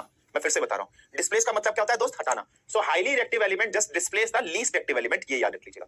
ऐसे ही अगर नॉन मेटल्स की बात कर लेते हैं, सर नॉन मेटल का ऑक्साइड लेता हूं मैं, कार्बन डाइऑक्साइड लेता हूं। नॉन मेटल का ऑक्साइड बच्चे में कार्बन डाइऑक्साइड, कार्बन क्या है, नॉन मेटल्स, ऑक्सीजन क्या है, नॉन मेटल ऑक्साइड हो गया या नहीं हो गया, कार्बन डाइऑक्साइड। इसको मुझे चेक करना है, कुछ नहीं करूंगा बच्चे, मैं वाटर से रिएक्शन करा दूंगा, तो यहां क्या बन जाएगा, H2CO3। ये क्या है, कार्बोनिक एसिड है या नहीं है, कार्बोनिक एसिड है या नहीं। सर कैसे पहचाना, एसिड वो होते हैं जिसमें H पॉजिटिव आयंस होते हैं। सो एसिड हुआ तो नॉन मेटल के ऑक्साइड्स नेचर में कैसे होते हैं, एसिडिक होते हैं या नहीं होते, कांसेप्ट समझ में आ गया होगा आपको। सो वही चीज यहां पर लिखे कि मेटल के ऑक्साइड नेचर में कैसे होते हैं, बेसिक होते हैं। पहचाना कैसे, वाटर के साथ रिएक्शन करा दोगे तो सोडियम हाइड्रोक्साइड बना, सोडियम हाइड्रोक्साइड बेसिक हो गया, ये याद रखिएगा। अच्छा, यहां पर एक बहुत इंपॉर्टेंट चीज है, केमिकल रिएक्शन को बैलेंस करना भी आपको बताना पड़ेगा, क्योंकि आपने देखा था पिछली बार, अभी जो सीडीएस पेपर होता उसमें केमिकल रिएक्शन को बैलेंस करने के लिए क्वेश्चन आया था, पिछली बार भी कराया था मैंने, अब की बार भी करा रहा हूं। जैसे मैं एक केमिकल रिएक्शन यही लेता हूं, Na2O ले लेता हूं, Na2O प्लस H2O वाली ही केमिकल रिएक्शन लेता हूं। यहां क्या बना है बच्चे, सोडियम हाइड्रोक्साइड बना है या नहीं बना है, ध्यान समझिएगा। सोडियम हाइड्रोक्साइड मैंने यहां लिखा, यहां पर अब मुझे बैलेंस करना है। ये जो इनपुट साइड में है इसे कहा जाता है रिएक्टेंट, ये जो इनपुट साइड में बच्चे इसे कहा जाता है रिएक्टेंट, और ये जो आउटपुट साइड में है इसे कहा जाता है प्रोडक्ट। अब ध्यान से समझिएगा, ठीक है। रिएक्टेंट में क्या है बच्चे, इसको डिस्प्लेसमेंट रिएक्शन भी कह सकते हैं, बिल्कुल सही बात बोली आपने, डिस्प्लेसमेंट रिएक्शन भी कह सकते हैं। रिएक्टेंट साइड में हमारे पास क्या क्या है, रिएक्टेंट साइड में सर हमारे पास सोडियम है, सर हमारे पास ऑक्सीजन है, सर हमारे पास हाइड्रोजन, ये तीन एलिमेंट है, sodium oxygen hydrogen oxygen. Sir product side में हमारे पास कौन कौन से प्रोडक्ट है, सर प्रोडक्ट साइड में भी हमारे पास सोडियम है, सर ऑक्सीजन है और हाइड्रोजन हमारे पास है सर, ठीक है। अब ध्यान से समझना दोस्त, अब बैलेंस इक्वेशन क्या होती है, कभी आपने तराजू देखा, अगर मैंने 1 किलो का बाट दोस्त यहाँ पर रखा है तो 1 किलो चीज इसमें होनी चाहिए, तो भाई तभी तो चीज बैलेंस होगी। मतलब जितने सोडियम के तत्व यहाँ पर है, एलिमेंट है, उतने ही सोडियम के यहाँ पर भी होने चाहिए, जितने ऑक्सीजन की वैल्यू है वही ऑक्सीजन के एलिमेंट यहाँ होने चाहिए, यहाँ जितने हाइड्रोजन के एलिमेंट होंगे उतने हाइड्रोजन के एलिमेंट यहाँ पर भी होने चाहिए, तभी केमिकल रिएक्शन बैलेंस होगी या नहीं होगी, बिल्कुल सर बैलेंस होगी। अब समझिएगा, यहाँ पर देखिए दोस्त, सोडियम के साथ Na2 लिखा है बच्चे, इस Na2 का मतलब क्या होता है, Na प्लस Na होता है, तो सोडियम के कितने हो गए, 2। अगर ऐसे लिखा होता Na3 लिखा होता तो उसका मतलब क्या हो गया दोस्त, Na के 3 एलिमेंट हो गया। सो यहाँ पर Na के साथ कुछ भी XYZ उतने ही एलिमेंट इसमें बेसिकली मौजूद होंगे। सो आपने खुद देख लिया, यहाँ पर Na2 लिखा है तो सोडियम के साथ कितना एलिमेंट है, 2। ऑक्सीजन के साथ यहाँ पर कितना बचा, खाली लिखा एक ऑक्सीजन, यहाँ ये इस ऑक्सीजन के साथ कुछ नहीं लिखा, नीचे वैल्यू 1 ऑक्सीजन। सो ऑक्सीजन के कितने एलिमेंट हो गए, 2। हाइड्रोजन के यहाँ पर कितने एलिमेंट है दोस्त, 2 एलिमेंट है। रिएक्टेंट में ये हो गया। प्रोडक्ट में देखिए, यहाँ सोडियम के कितने लिखा है बच्चे, ठीक है 1 लिखा है, ऑक्सीजन का 1 लिखा है, हाइड्रोजन का कितना लिखा है 1। यार यहाँ 2 वहां 1, यहाँ 2 वहां 1, यहाँ 2 वहां 1, यार ये तो अनबैलेंस्ड है। बैलेंस भी तो करनी है या नहीं करनी है, बिल्कुल इसको बैलेंस्ड करना है, ठीक है। मुझे फटाफट बताओ, इसको बैलेंस्ड करना है या नहीं करना है। यार अगर मैं इसके आगे 2 लगा दूं तो इसका मतलब क्या हो जाएगा, ध्यान से समझना यार। आप x प्लस वाई आपने लिखा है, ये x प्लस वाई के आगे अगर मैं 2 लिख देता हूं तो इसका मतलब क्या होता है, 2x प्लस 2y होता है या नहीं होता है। हाँ, अब समझना, यहां पर लिखा क्या है, सोडियम हाइड्रोक्साइड। यार ये मत समझना कि सोडियम, ऑक्सीजन और हाइड्रोजन तीनों आपस में मल्टीप्लाई है, भाई ये मैथ का प्रिंसिपल नहीं लगाना है। इसका एक्चुअली में मतलब क्या है कि sodium plus oxygen plus hydrogen, ये मतलब है इसका। तो इसके आगे अगर मैं 2 लगा रहा हूं तो इसका मतलब इसके पूरे के आगे 2 लगा दूंगा तो इसका मतलब क्या हो जाएगा, 2 के सोडियम, 2 के ऑक्सीजन और 2 के हाइड्रोजन। तो मुझे बता दो, अब ये जब बैलेंस्ड हो गई तो इसका मतलब अब मैं यहाँ क्या लिखूंगा, 2, अब मैं क्या लिखूंगा 2, अब मैं क्या लिखूंगा 2, तो ये रिएक्शन क्या हो गई है, अब बैलेंस्ड हो गई है। सो बैलेंस्ड आपको करना पड़ेगा खुद लगाकर, कहां 1 लगाना है, कहां 2 लगाना है, खुद आपको देखना पड़ेगा। समझ में आया या नहीं आया, फटाफट भाई।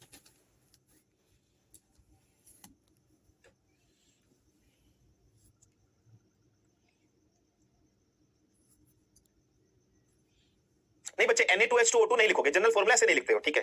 वो जो अच्छा नहीं लगता लिखे हुए, ठीक है, वो नहीं लिखोगे आप, इसको शॉर्ट फॉर्म में ऐसे लिखा जाता है, 2NaOH लिखा जाता है। वो भी सही है, Na2H2O2 वो भी सही है, लेकिन हम इसको अच्छे तरीके से, ये ज्यादा बेटर लिखा जाता है, ठीक है। ठीक है, वो भी सही है, वो भी सही है, कोई दिक्कत नहीं है। अगर मैं यहाँ Na2, बच्चे आप ध्यान सुनो, अगर मुझे यहाँ Na2 लिखना है भाई, आप नंबर्स को मल्टीप्लाई डिवाइड कर सकते हो बच्चे, नंबर्स को मल्टीप्लाई डिवाइड कर सकते हो, एलिमेंट्स को ऐड नहीं कर सकते हो, ठीक है, ये याद रख लीजिएगा। बिट्टू कुमार यादव कह रहे हैं इंग्लिश बोलकर पढ़ाइए sir. English English English English English English English English English English English English हो गया, ठीक है। तूने बोला इंग्लिश बोलकर पढ़ाइए, English English English English English English English English English English English English हो गया।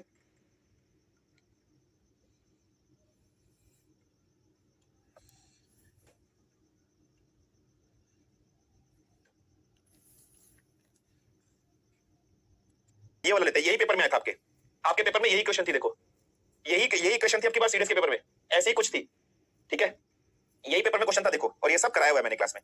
देखो आयरन का प्लस ऑक्सीजन के साथ Fe3O4 बन रहा है, ठीक है बच्चे, यही क्वेश्चन था पेपर में, यही थी आपकी बार, ठीक है, यही था, ठीक है। अब देखो रिएक्टेंट साइड में देखिए बच्चे, रिएक्टेंट साइड ये हो गया और यहाँ पर क्या हो गया, प्रोडक्ट साइड हो गया, ठीक है, क्लियर। यहाँ पर है बच्चे आयरन, ये है ऑक्सीजन, यहाँ पर भी बच्चे क्या है, आयरन है, यहाँ पर ऑक्सीजन। रिएक्टेंट साइड में आयरन की वैल्यू बच्चे 1, ऑक्सीजन के कितने बच्चे यहाँ पर 2 है। प्रोडक्ट साइड में देखिए बच्चे, आयरन के कितने हैं, 3 है, ऑक्सीजन के कितने बच्चे 4 है। क्या ये बैलेंस है, नहीं सर, ये बिल्कुल भी बैलेंस नहीं है, ठीक है, बिल्कुल ये भी याद रख लीजिएगा, ठीक है, क्लियर, ठीक है भाई। ये समझ में आया या नहीं आया, अच्छा उसमें हाइड्रोजन भी था, चलो कोई नहीं, मतलब ऐसे ही कुछ एक क्वेश्चन था ना बच्चे, ऐसे कुछ एक क्वेश्चन था। चलो अब करते हैं यार, सब एक पहले ना एक एक एलिमेंट को बैलेंस करने की कोशिश करो बच्चे, ठीक है? एक एक एलिमेंट को ना बैलेंस करने की कोशिश करो, सारे को एक साथ नहीं करना है दोस्त। एक एक एलिमेंट को उठाओ, एक एक एलिमेंट 3 मल्टीप्लाई कर दो तो आयरन बैलेंस हो जाएगा या नहीं होगा? चलो कर देते हैं यार, यहाँ पर भी 3, चलो यार आयरन तो हमारा बैलेंस हो गया है, आयरन तो हमारा बैलेंस हो गया बच्चे। अच्छा ऑक्सीजन के यहाँ पर 2 है सर, यहाँ पर ऑक्सीजन के 4 है सर, अब बैलेंस कैसे करें? ऑक्सीजन के यहाँ पर 2 है, वहां पर 4 है, तो कैसे करें यार? सर समझ में नहीं आ रहा। तो यार एक काम करते हैं, अब ध्यान से देखो, मैं 2 का टेबल देखो यार, अब मैं आपको बेसिक बता रहा हूं, ये आपको प्रैक्टिस से आएगा यार। 2 का टेबल देखो, 2 1 जा 2, 2 2 जा 4, 2 3 जा 6 होता है और 2 4 जा 8 होता है ना, 8 होता है। यहाँ पर क्या 4 का टेबल देखो, 4 1 जा 4, 4 2 जा 8 होता है यार। 8 यहाँ पर भी आ रहा है, 8 यहाँ पर भी आ रहा है यार। अगर मैं ऑक्सीजन को 4 से मल्टीप्लाई कर दूं तो यार ये 8 हो जाएगा यार। इस ऑक्सीजन को अकेले को तो मैं मल्टीप्लाई नहीं कर सकता, जब मैं मल्टीप्लाई करूंगा तो मैं पूरे का फॉर्मूले के आगे लिखूंगा। तो यहाँ पर मैं क्या कर दूं, 2 से मल्टीप्लाई कर दूं। जब मैं 2 से मल्टीप्लाई करूंगा तब ऑक्सीजन तो 8 हो जाएगा, लेकिन आगे 2 से मल्टीप्लाई करते ही आयरन की वैल्यू यहाँ पर चेंज होकर कितनी हो जाएगी, 6 यार। यहाँ 2 लगाते ही आयरन डिसबैलेंस हो गया। इसका मतलब चलो कोई नहीं, ऑक्सीजन को बैलेंस कर लेते हैं। 3 2 जा 6, यहाँ 6 लग गया, 4 2 जा 8, तो यहाँ पर कितना हो गया, 8 हो गया। यहाँ पर मैं 4 लगा देता हूं, जब मैंने यहाँ 4 लगा दिया, 4 2 जा 8, चलो भैया ऑक्सीजन। लेकिन जैसे ही मैंने ऑक्सीजन को बैलेंस किया मेरा आयरन डिसबैलेंस हो गया। कोई नहीं, आयरन को तो मैं बैलेंस कर लेता हूं। 3 2 जा 6, यहाँ 6 है, तो भाई मैं आयरन के आगे अब यहाँ क्या लगाऊंगा, तो मैं यहाँ आयरन के आगे 6 लगा दूंगा या नहीं लगा दूंगा?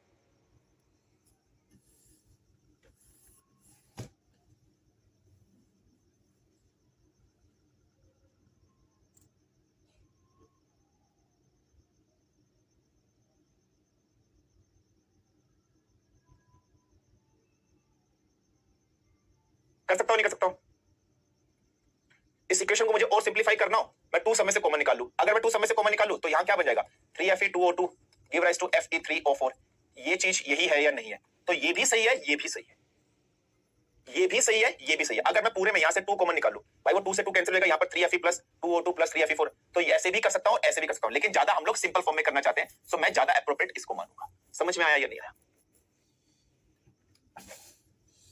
हाँ आप वैसे भी कर सकते हो, आप यहाँ 2O2 लगा लो, वो भी सही है, ठीक है। तो आपको बेस्ट आंसर क्या माना जाएगा? सो बेस्ट आंसर आप क्या मानोगे? तो बेस्ट आंसर इसके लिए आप इस तरीके से ही मानोगे, ठीक है, ध्यान समझना। जैसे Fe है, सो Fe प्लस O2 यहां से क्या मिला है, Fe3O4 मिला है। सो बेस्ट आंसर आप यही मान सकते हो। आयरन यहाँ पर, ऑक्सीजन यहाँ पर 4 है, यहाँ पर 3 है, यहाँ पर आयरन का क्या है बच्चे, 1 है, यहाँ पर ऑक्सीजन के कितने हैं, 2 है। तो मतलब अगर मैं ढंग से मानूं तो मैं यहाँ 2 लगा दूं तो 2 2 जा, सॉरी यहाँ पर इसी प्रकार से इसको मैं 4 ही रहने दो, यहाँ 2 लगा दूं तो 2 2 जा 4 हो गया या नहीं होगा, सीधा सीधा 4 हो गया। यहाँ आयरन के 3 है तो मैं यहाँ 3 ले सकता हूँ, वो भी सही है। ये चीज आई इसी से है या नहीं है? समझ में आया ना? बैलेंस करना आ गया या नहीं आ गया, मुझे फटाफट बताओ, ठीक है? बैलेंस करना आ गया या नहीं आ गया, फटाफट हो जाता। Is it fine? बैलेंस कैसे कर सकते हो वो आपको समझना है, वो आप याद हो गया। 2 से मल्टीप्लाई कैसे, मल्टीप्लाई ही करना होता है नॉर्मली, ठीक है? बैलेंस करना आ गया या नहीं आ गया, फटाफट बता दीजिए। क्लियर हुआ या नहीं हुआ? सिंपल सी चीज जो मैं आपको बताना चाहता था वो समझ में आ गई या नहीं? क्लियर हो गई?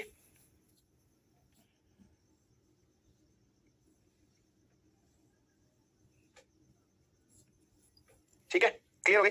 चलिए सो नेक्स्ट प्रॉपर्टी पर आते हैं मेटल्स की, यहां पर आता है। चलिए नेक्स्ट देखिए, अब ये ना एक एक्सेप्शनल केस है यहाँ पर बच्चे, ठीक है? अब नेक्स्ट देखिए, एक एक्सेप्शनल केस है यहाँ पर। भाई पूरी की पूरी केमिस्ट्री जो पड़ी हुई है क्यों नहीं हो सकता? ध्यान समझिएगा। एक चीज होती है कंबशन, कंबशन को हिंदी में बोलते हैं दहन, जलना, इसको बोलते हैं जलना। जैसे तुम्हारी तरक्की देख के तुम्हारा अड़ोसी पड़ोसी जलता है। कंबशन 2 टाइप के होते हैं, कंप्लीट कंबशन और इनकम्प्लीट कंबशन। कंप्लीट कंबशन का मतलब क्या है, सप्लाई ऑफ ऑक्सीजन गुड हो। इनकम्प्लीट कंबशन का मतलब क्या होता है बच्चे, सप्लाई ऑफ ऑक्सीजन इनएप्रोप्रिएट हो या इनसफिशिएंट हो। हालांकि ये सब चीज कार्बनिक कंपाउंड चैप्टर पढ़ेंगे। अगर कार्बन को ऑक्सीजन की complete supply, O2 complete supply, तब जाकर बनता है कार्बन डाइऑक्साइड।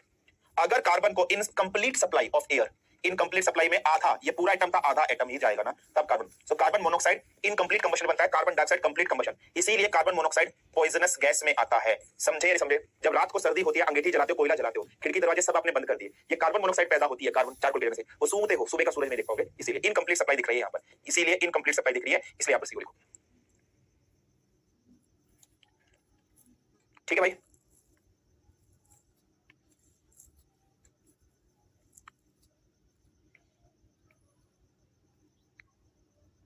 सर Fe2O3 कब बनता है और Fe3O4 कब बनता है?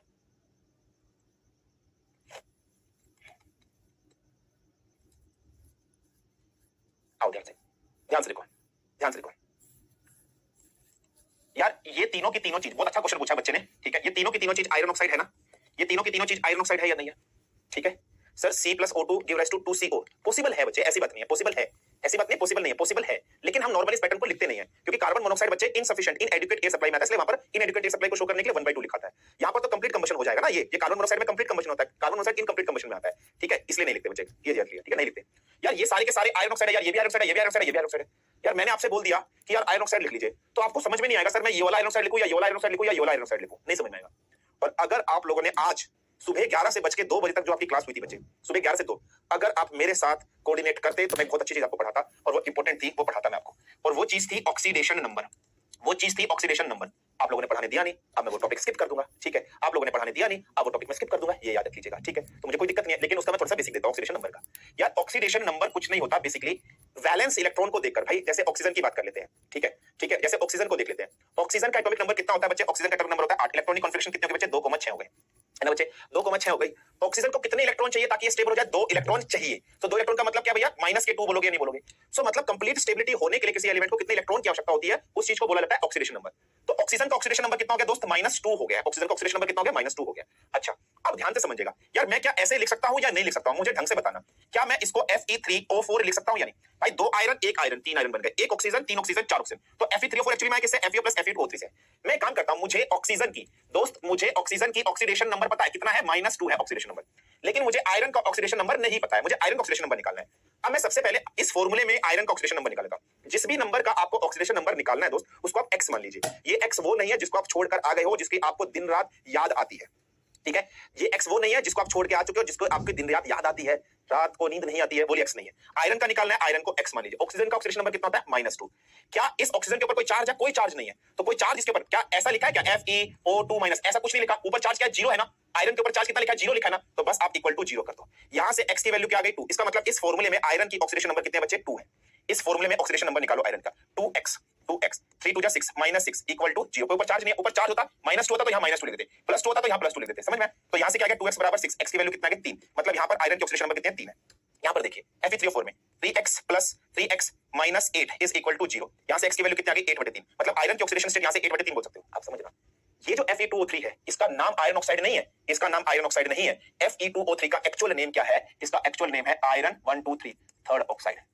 ये है इसका एक्चुअल नाम। FeO का एक्चुअल नाम क्या है, FeO का एक्चुअल नाम क्या है, आयरन सेकंड ऑक्साइड। सर ये सेकंड ऑक्साइड क्यों, क्योंकि इसके अंदर आयरन की ऑक्सीडेशन नंबर 2 है, इसमें आयरन का ऑक्सीडेशन नंबर 3 है, तो इनका एक्चुअल नाम आयरन ऑक्साइड नहीं है, इनका एक्चुअल नाम iron third oxide, iron second oxide, ये नाम है।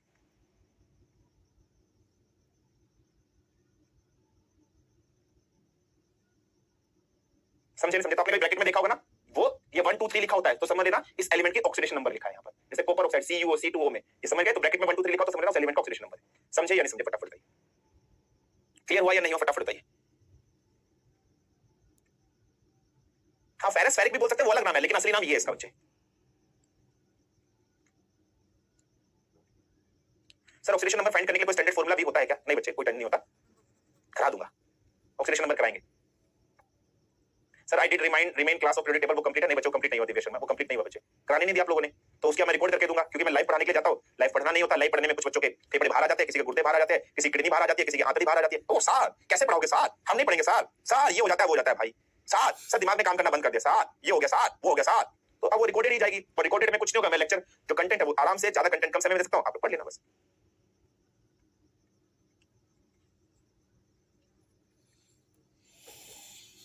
नहीं इसको बच्चे यही बोलेंगे आयरन ऑक्साइड, इसको आयरन ऑक्साइड बोलेंगे, इसको 8/3 वगैरह नहीं बोलेंगे, इसको सिंपली आयरन ऑक्साइड ही बोलोगे, इसको आयरन ही बोलोगे, ठीक है, इसको आयरन ऑक्साइड ही बोलोगे। ये एक्चुअली बना किससे बच्चे, ये तो एक बना दिया हमने, इन्वेंटरी बना दिया, ये एक्चुअली बना किससे, दो फॉर्म आयरन की यही एग्जिस्ट करती है, इसको तो हमने बना दिया है इन दोनों के मिलन से, इसको तो आयरन ऑक्साइड ही बोलते हो, ठीक है। चलिए आ जाओ, अब एक्सेप्शनल केस पर आते हैं बच्चे, ठीक है, जिस एक्सेप्शनल केस को हम लोग पढ़ रहे थे, कहां गया भाई, हाँ यहाँ पर आ जाओ, ठीक है।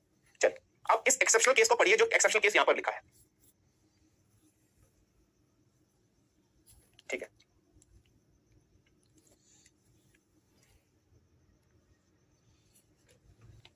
इसको Fe3O4 ही लिखोगे बच्चे, इसमें कुछ नहीं लिखोगे, गोविंद कैसे लिखोगे। चलिए आ जाओ, अब एक्सेप्शनल केस पढ़ते हैं।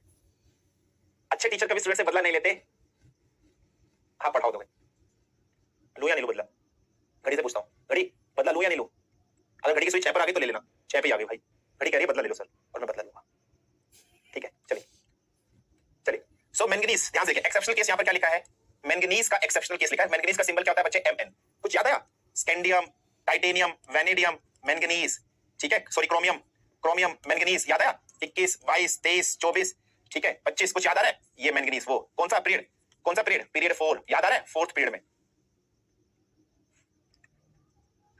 ठीक है, चलिए आ जाइए, ठीक है, ठीक है, चलिए।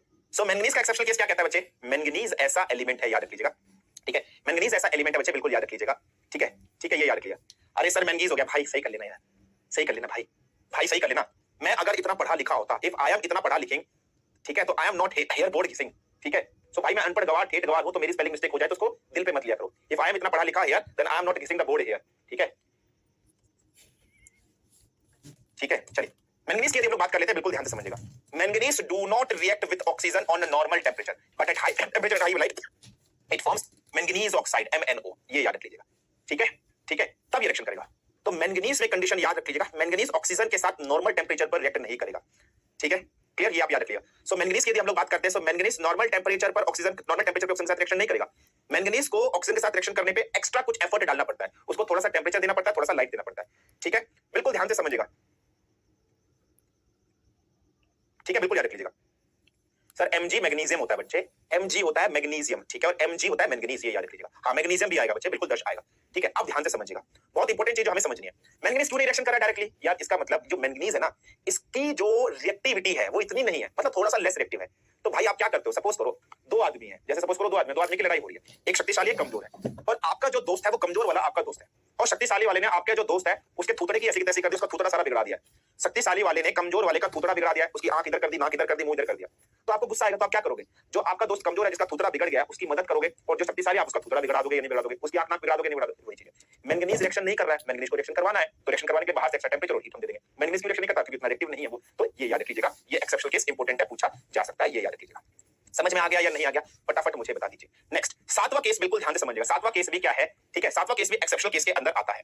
आयरन मतलब क्या होता है बच्चे, बिल्कुल याद रख लीजिएगा, ठीक है, ठीक है, बिल्कुल ध्यान समझिएगा। आयरन क्या होता है बच्चे? आयरन Fe होता है। आयरन जो होता है do not burn in dry air, but in most air for a long time period it get oxidised and get rusted. ये चीज तो आपको मालूम होगी। भाई लोहा जो होता है, लोहे में जंग कब लगता है भाई? लोहे में जंग कब लगता है? लोहे में जंग तभी लगता है जब उस पर पानी या मॉइस्चर आ जाए। लोहे में जंग तभी लगता है या तो उस पे पानी आ जाए या मॉइस्चर आ जाए, और लोहे पे जैसे पानी और मॉइस्चर आ गया, मॉइस्चर का मतलब ऑक्सीजन है ना, ऑक्सीजन आ गया तो जर लग जाएगा, और जब जर लगता है तब आयरन ये बनता है, Fe3O4 बनता है या नहीं बनता है? बिल्कुल बनता है। सो अगर एयर में नमी नहीं है, ड्राई एयर है, उसमें मॉइस्चर नहीं है, पानी के मॉलिक्यूल्स नहीं है, ठीक है, पानी के मॉलिक्यूल्स उसमें नहीं है, ठीक है, ठीक है, पानी के मॉलिक्यूल्स उसमें नहीं है, एयर, ये याद रख लीजिएगा, पानी के मॉलिक्यूल्स उसमें नहीं है। जब उसमें पानी के मॉलिक्यूल्स नहीं है किसी भी एयर के अंदर, तो वो ड्राई है भाई, और ड्राई है तो उसका मतलब ऑक्सीजन उसमें है ही नहीं, जब ऑक्सीजन नहीं है तो रिएक्शन नहीं करेगा। तो आयरन कभी भी अगर रस्टिंग शो करेगा ना, तो याद रख लीजिएगा आयरन हमेशा रस्टिंग, यदि हम लोग बात करें मॉइस्ट एयर के साथ करेगा, ड्राई एयर के साथ कभी नहीं करेगा, ये याद रखिए। क्लियर हुआ या नहीं हुआ, फटाफट में, ठीक है। सर आपने सुबह बोला था लड़ाई हो जाए तो आपका नाम ले देना, और वो लड़की आपका नंबर मांग रही है। क्लियर हुआ या नहीं हुआ बच्चे, फटाफट बताइए, यस और नो, क्लियर हुआ या नहीं हुआ, ये कंसेप्ट समझ में आया या नहीं आया? और देखो आयरन का रिएक्शन ऑक्सीजन के साथ हो गया तो आयरन 3 4 ये रस्टिंग बन गया, ये रस्टिंग हो गया, Fe3O4 वाला। क्लियर हो गया नहीं हो गया बच्चे, फटाफट बताइए, ठीक है बच्चे, क्लियर, ठीक है, चलिए। एक तो यार ये मेरे हाथ में इन्होंने ठुकना सा दे दिया, चलता है नहीं, मन कर रहा है तो फेंक के मार दो। चलिए नेक्स्ट प्रॉपर्टी देखिए, एल्यूमिनियम की देखिए नेक्स्ट प्रॉपर्टी बच्चे, एल्यूमिनियम भी ऑक्सीजन के साथ रिएक्शन करेगा तो एल्यूमिनियम ऑक्साइड बनाएगा, Al2O3 बनाएगा, ठीक है, बिल्कुल याद रख लीजिएगा। अब समझना बच्चे, यहाँ पर एक चीज आपके सामने लिखी है एम्फोटेरिक ऑक्साइड्स, ये बहुत अच्छा कांसेप्ट है, यहाँ से क्वेश्चंस आते हैं, बिल्कुल याद रख लीजिएगा, ठीक है, क्लियर। यहाँ पर एक बहुत अच्छा क्वेश्चन यहाँ से आता है, ठीक है, बहुत अच्छा सा क्वेश्चन है, एम्फोटेरिक ऑक्साइड से क्वेश्चन से पेपर में आता है। क्या आता है एम्फोटेरिक ऑक्साइड से क्वेश्चन? ऐसे ऑक्साइड्स बच्चे जो एसिडिक प्रॉपर्टी और बेसिक प्रॉपर्टी दोनों शो करते हैं, ठीक है, बिल्कुल याद रख लीजिएगा। सो ऐसे ऑक्साइड्स जो बेसिक प्रॉपर्टी भी और एसिडिक प्रॉपर्टी दोनों शो करते हैं, उन ऑक्साइड्स को हम लोग क्या बोलते हैं? Amphoteric oxide. जैसे for example aluminium oxide, zinc oxide, lead oxide, ये याद रख लीजिएगा। सो एम्फोटेरिक ऑक्साइड्स वो ऑक्साइड्स होते हैं जो basic property as well as acidic property दोनों शो करते हैं, उनको एम्फोटेरिक ऑक्साइड्स बोलते हैं। एग्जांपल क्या है? Aluminium oxide, zinc oxide, lead oxide भी आता है। सो पीबी का मतलब क्या होता है बच्चे? Lead oxide. So lead oxide भी इसका एग्जांपल है। अब प्रैक्टिकल करके देख लेते हैं बच्चे। एल्यूमिनियम ऑक्साइड का फॉर्मूला क्या होता है दोस्त? Al2O3 होता है। Al2O3 का पहले रिएक्शन किसके साथ कराया दोस्त? एसिड के साथ कराया। अब देखिए, ठीक है, बिल्कुल ध्यान से, केदारनाथ का माली, आप देखो केदारनाथ का माली, ठीक है, आलू जरा फीका सा पकाता है कुछ, ठीक है, हरा अलग, Ag और Au। अच्छा दोस्त देखो एल्यूमिनियम कहां पर है दोस्त? ये रहा एल्यूमिनियम। यार इसके साथ कौन सा एसिड है? Acyl acid. एसिल एसिड में हाइड्रोजन है, यानी एल्यूमिनियम और हाइड्रोजन में कौन हाईली रिएक्टिव है? एल्यूमिनियम। यहाँ हाइड्रोजन की गर्लफ्रेंड कौन है? क्लोरीन है। एल्यूमिनियम कहता है जलवा है हमारा मार्केट में, ये कहता है दिखा अपना जलवा। एल्यूमिनियम ने अपना जलवा दिखाया और हाइड्रोजन को अलग कर दिया, खुद जाकर देखो क्लोरीन के साथ चिपक गया, एल्यूमिनियम क्लोराइड बना दिया यानी, और वाटर अलग निकल गया। ये H इसके साथ चला गया, ये हाइड्रोजन यहाँ चला गया, ये यहाँ चला गया, तो डिस्प्लेस हो गया। तो ये डिस्प्लेसमेंट रिएक्शन का एग्जांपल है। ऐसी रिएक्शंस जहां पर रिएक्टेंट के बीच में एलिमेंट डिस्प्लेस हो जाते हैं उस रिएक्शन को डिस्प्लेसमेंट रिएक्शन भी कहते हैं। आपको मैंने बताया था, आपको याद होगा, मेटल के चाहे हम बात कर लेते हैं ऑक्साइड्स की बात कर लेते हैं, ठीक है, मेटल्स के यदि हम ऑक्साइड्स की बात कर लेंगे, मेटल्स के कार्बोनेट्स की बात कर लेते हैं, बाइकार्बोनेट की बात कर लेते हैं, या क्लोराइड वगैरह की हम बात कर रहे हैं, ये सारे के सारे नेचर में कैसे होते हैं? बेसिक होते हैं। तो एल्यूमिनियम क्लोराइड बेसिक हो गया। दूसरा एग्जांपल, एल्यूमिनियम ऑक्साइड का रिएक्शन बेस के साथ कराया है, ठीक है बच्चे, बेस के साथ कराया है, तो बेस हो गया यहाँ पर। सो एल्यूमिनियम ऑक्साइड देखो, एल्यूमिनियम और सोडियम में कौन हाईली रिएक्टिव है? एल्यूमिनियम मेरा, सोडियम मेरा। तो सोडियम कहता है अच्छा तू उसकी गर्लफ्रेंड को लेकर भागा था, अब अपन आ गया, अपन है गब्बर। अब ये कहता है अपन है गब्बर, अब बता, अब बता। तो एल्यूमिनियम और यहाँ पर रिएक्शन हो बच्चे, तो इसने क्या किया? अब सोडियम ने क्या किया बच्चे? सोडियम ने ऑक्सीजन को हटा दिया और खुद जाकर चिपक गया, तो सोडियम एल्यूमिनेट बन गया या नहीं बन गया? यहाँ पर क्या बन गया? सोडियम एल्यूमिनेट बन गया। अब किसने डिस्प्लेस किया है? सोडियम ने डिस्प्लेस किया है ऑक्सीजन को एल्यूमिनियम ऑक्साइड से। तो देखो ये दोनों रिएक्शन एसिड और बेस के साथ सक्सेसफुल हुई है, नहीं? ऐसे जिंक के साथ भी देखो, जिंक के साथ भी हो रही है या नहीं हो रही है? जिंक ऑक्साइड जेडनो बना, तो जिंक ने देखो एसिड के साथ करी और एक बार बेस के साथ, तो ये एम्फोटेरिक ऑक्साइड्स हो गए। समझ में आया या नहीं आया?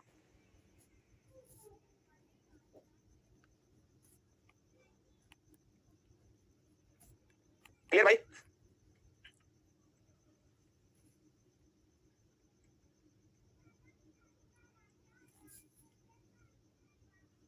क्लियर भाई? ठीक है, चलिए। सो हमने केमिकल प्रॉपर्टीज में आज केमिकल प्रॉपर्टीज बहुत इंपॉर्टेंट है। हमने केमिकल प्रॉपर्टीज में आज एक केमिकल प्रॉपर्टी पढ़ी, और कौन सी पढ़ी? Reaction of metals with oxygen. Reaction of metals with oxygen, ये वाली पढ़ ली।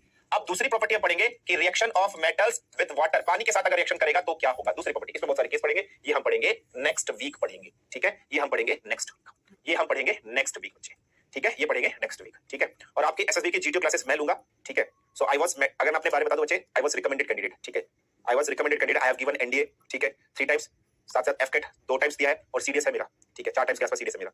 और लास्ट मेरा जो अटेम्प्ट था उसमें रिकमेंडेड भी हुआ था, लेकिन ड्यू टू सम, आपको बताया था दोनों side I have an operation, so that's why I just got unrecommended, मतलब मेडिकल अनफिट हो गया था। उसके बाद मैंने यूपीएससी असिस्टेंट कमांड में दिया था, वहां पर दिसंबर से मैं आउट हो गए थे, तो वो वाला चीज है। आपको एसएसबी में जीटीओ में आपको सब कुछ आपको बता दूंगा, ठीक है। चलिए सर, कल टेस्ट में कितना आएगा? टेस्ट में पीरियोडिक टेबल वाला आएगा बस।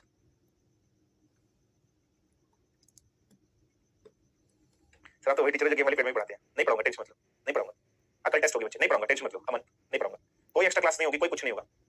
सर स्टेजेस अलाउड नहीं है बच्चे, 5 से ज्यादा, 3 से ज्यादा नहीं अलाउड होते। सर 7 पे हमारी क्लास कैंसिल, बिल्कुल नहीं लूंगा बच्चे, बिल्कुल नहीं लूंगा, कसम खा ली मैंने आज।